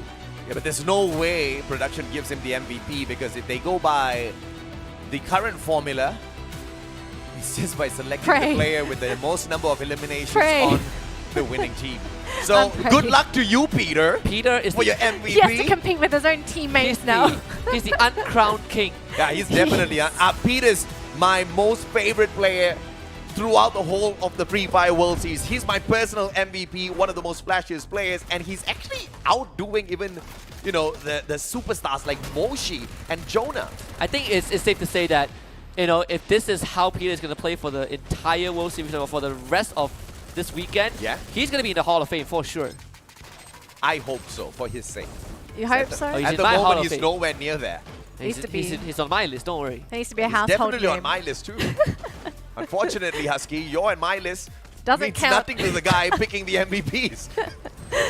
Oh, goodness. I hope that changes, but we'll have to see if Peter hopefully gets this MVP for this round. But we will just quickly recap the round as Magic Squad.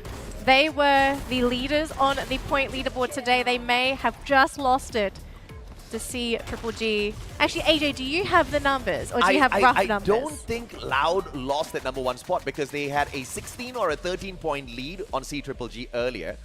Magic Squad. Sorry, Magic Squad. Okay, so Loud, I don't think there's a huge difference here. C-Triple-G still gets it. Yeah, I think, I mean, C-Triple-G has, this is, I wouldn't say it's a monstrous round, but I think they definitely have gotten enough, you know, enough to overtake Magic Squad. I mean, a bit of a flashback from last year where Brazil was literally tearing up the finals, and at the end, Thailand comes through and stops them. Sneaks in the back door. Yeah, kind of. Brazil did Brazil dirty first, and then Thailand sneaked in. Yeah, this one is different. This one was different. This one was just Thailand doing everyone dirty. But thankfully, it's not the finals, right? Like, the trophy is not at stake just yet. But again, you can't count these teams out. I mean, C-Triple-G has been on our radar for a long, long time, and here they are, performing out of their minds. Only 8 points on the line here. Hey, just 8 points. You've said it before. Sometimes it could just be a matter of 1 or 2 points to decide whether or not you might be in a certain position, a position where you might take home a trophy and $300,000. But I do believe our interview is ready, so let's see what our winners have to say after snapping up that final booyah.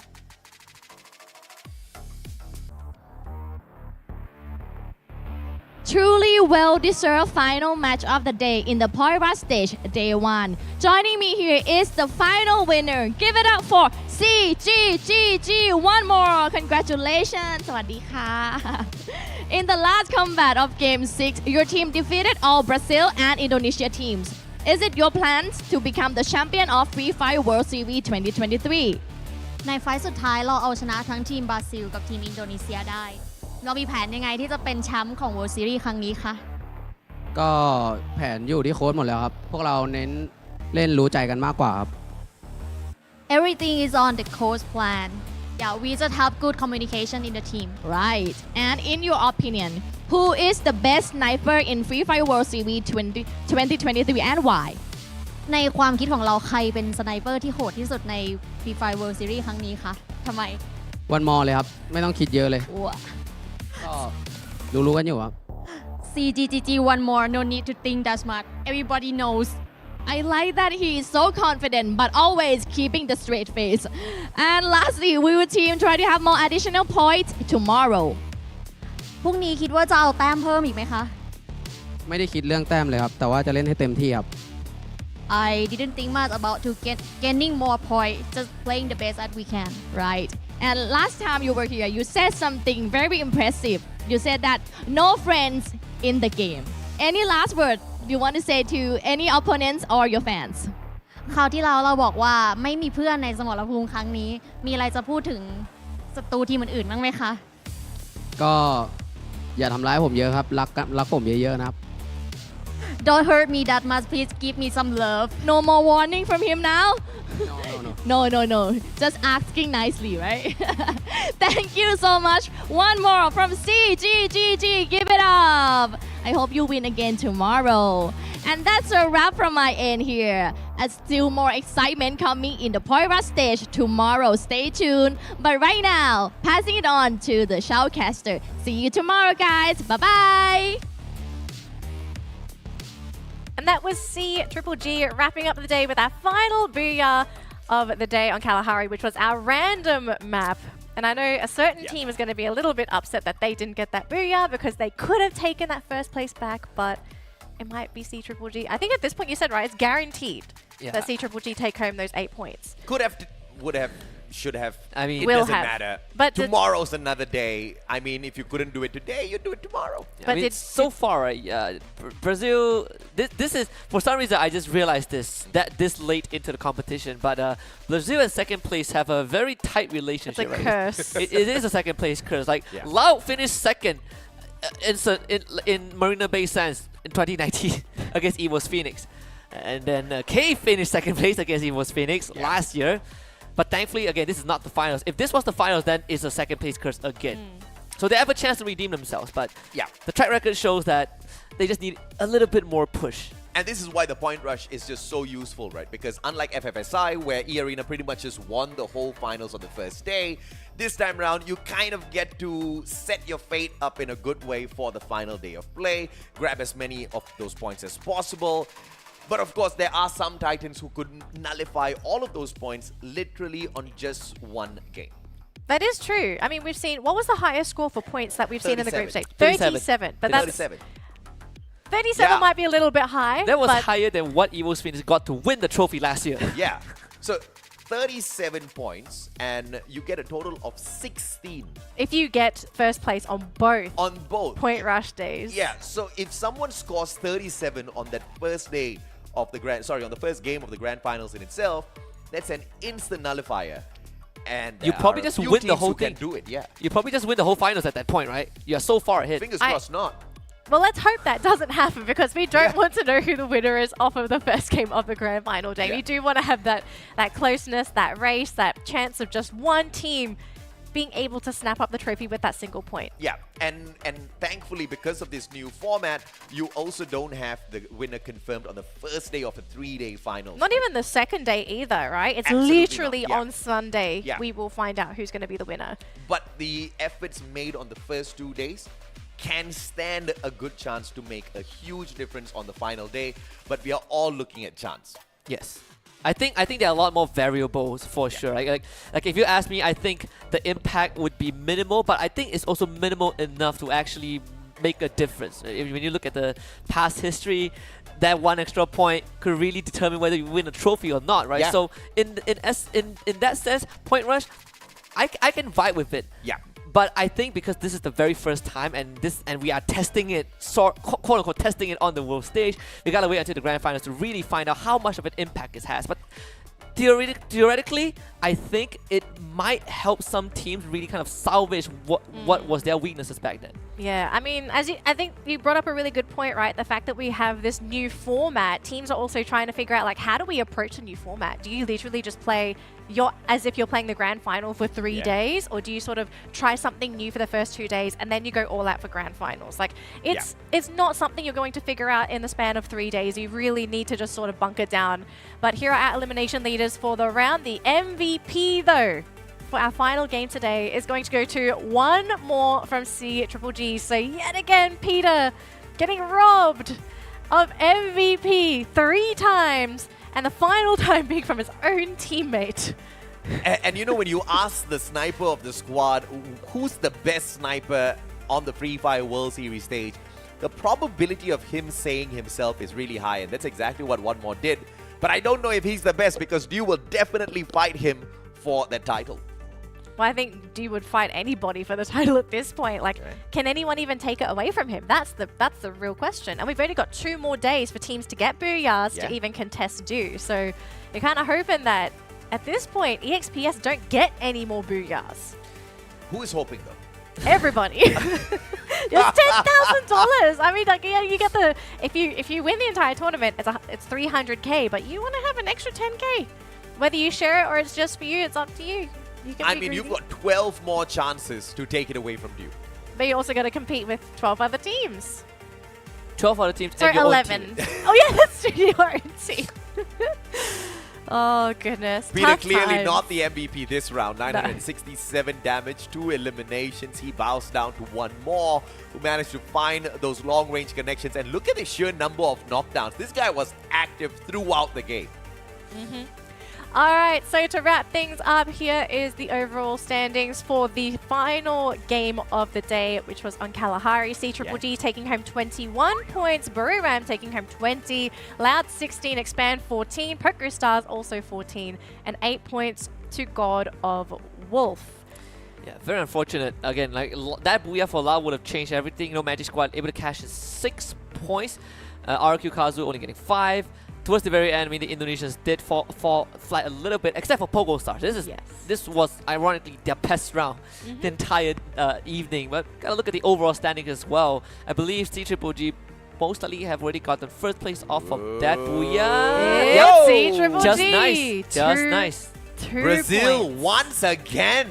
Man. Getting kicked down by Thailand. This must be super annoying for the region, but it's great that this is happening on the first day of Point Rush. Let all of that anger and frustration be shown on day 2 and 3. Let's hope that anger is actually going to be enough to really light that fire tomorrow, because this is today's performance. Tomorrow's a new day. This is a new day for everybody, not just the Brazilian team. So we might see another region go off tomorrow. But with these overall standings, this is also going to be the distribution for points. So C-Triple-G taking home 8 points. We will show the results right now. And thankfully, you know, for these teams, you can get 100 points, 1,000 points, doesn't matter. At the end, it only result in 8 points for your hits to kickstart the grand finals. At least that's what C-Triple-G gets from day 1. Now, the maximum they can get is definitely 16, but when you look at the other teams, there's a very good chance, right? Like Magic Squad, Lao, RRQ, they can make use of day 2 to kind of you know, get some extra points for themselves, and if they can keep it close, even if they don't finish first, then the grand finals would again come down to those very small margins that can easily be covered. Exactly. So maybe 10, 12 points for C-Triple-G overall. We kind of don't know if they can keep up that first place performance, but that's going to conclude day 1 of Point Rush. We still have 1 more day of Point Rush, and that's going to be tomorrow. Everything will be reset, so whatever happened today, it's only going to matter for today. They've gotten their points. For anyone that didn't do well today, they can reset. But with the end of the broadcast, any final words before we close the show, gentlemen? Point Rush! That sounds like AJ. Well, I guess that's going to be it. AJ is speechless. Husky's had his fun with Point Rush. I mean, we've all had a pretty fun day with Point Rush today. We're all looking forward to what's going to happen tomorrow. So hopefully we start with an explosive game like we did today on Bermuda. For anyone that did miss out on game number 1, we do recommend go back, watch the VOD. Game number 1, it was amazing. But with that said, thank you so much for watching the show. We will see you all tomorrow at the exact same time. See you, survivors.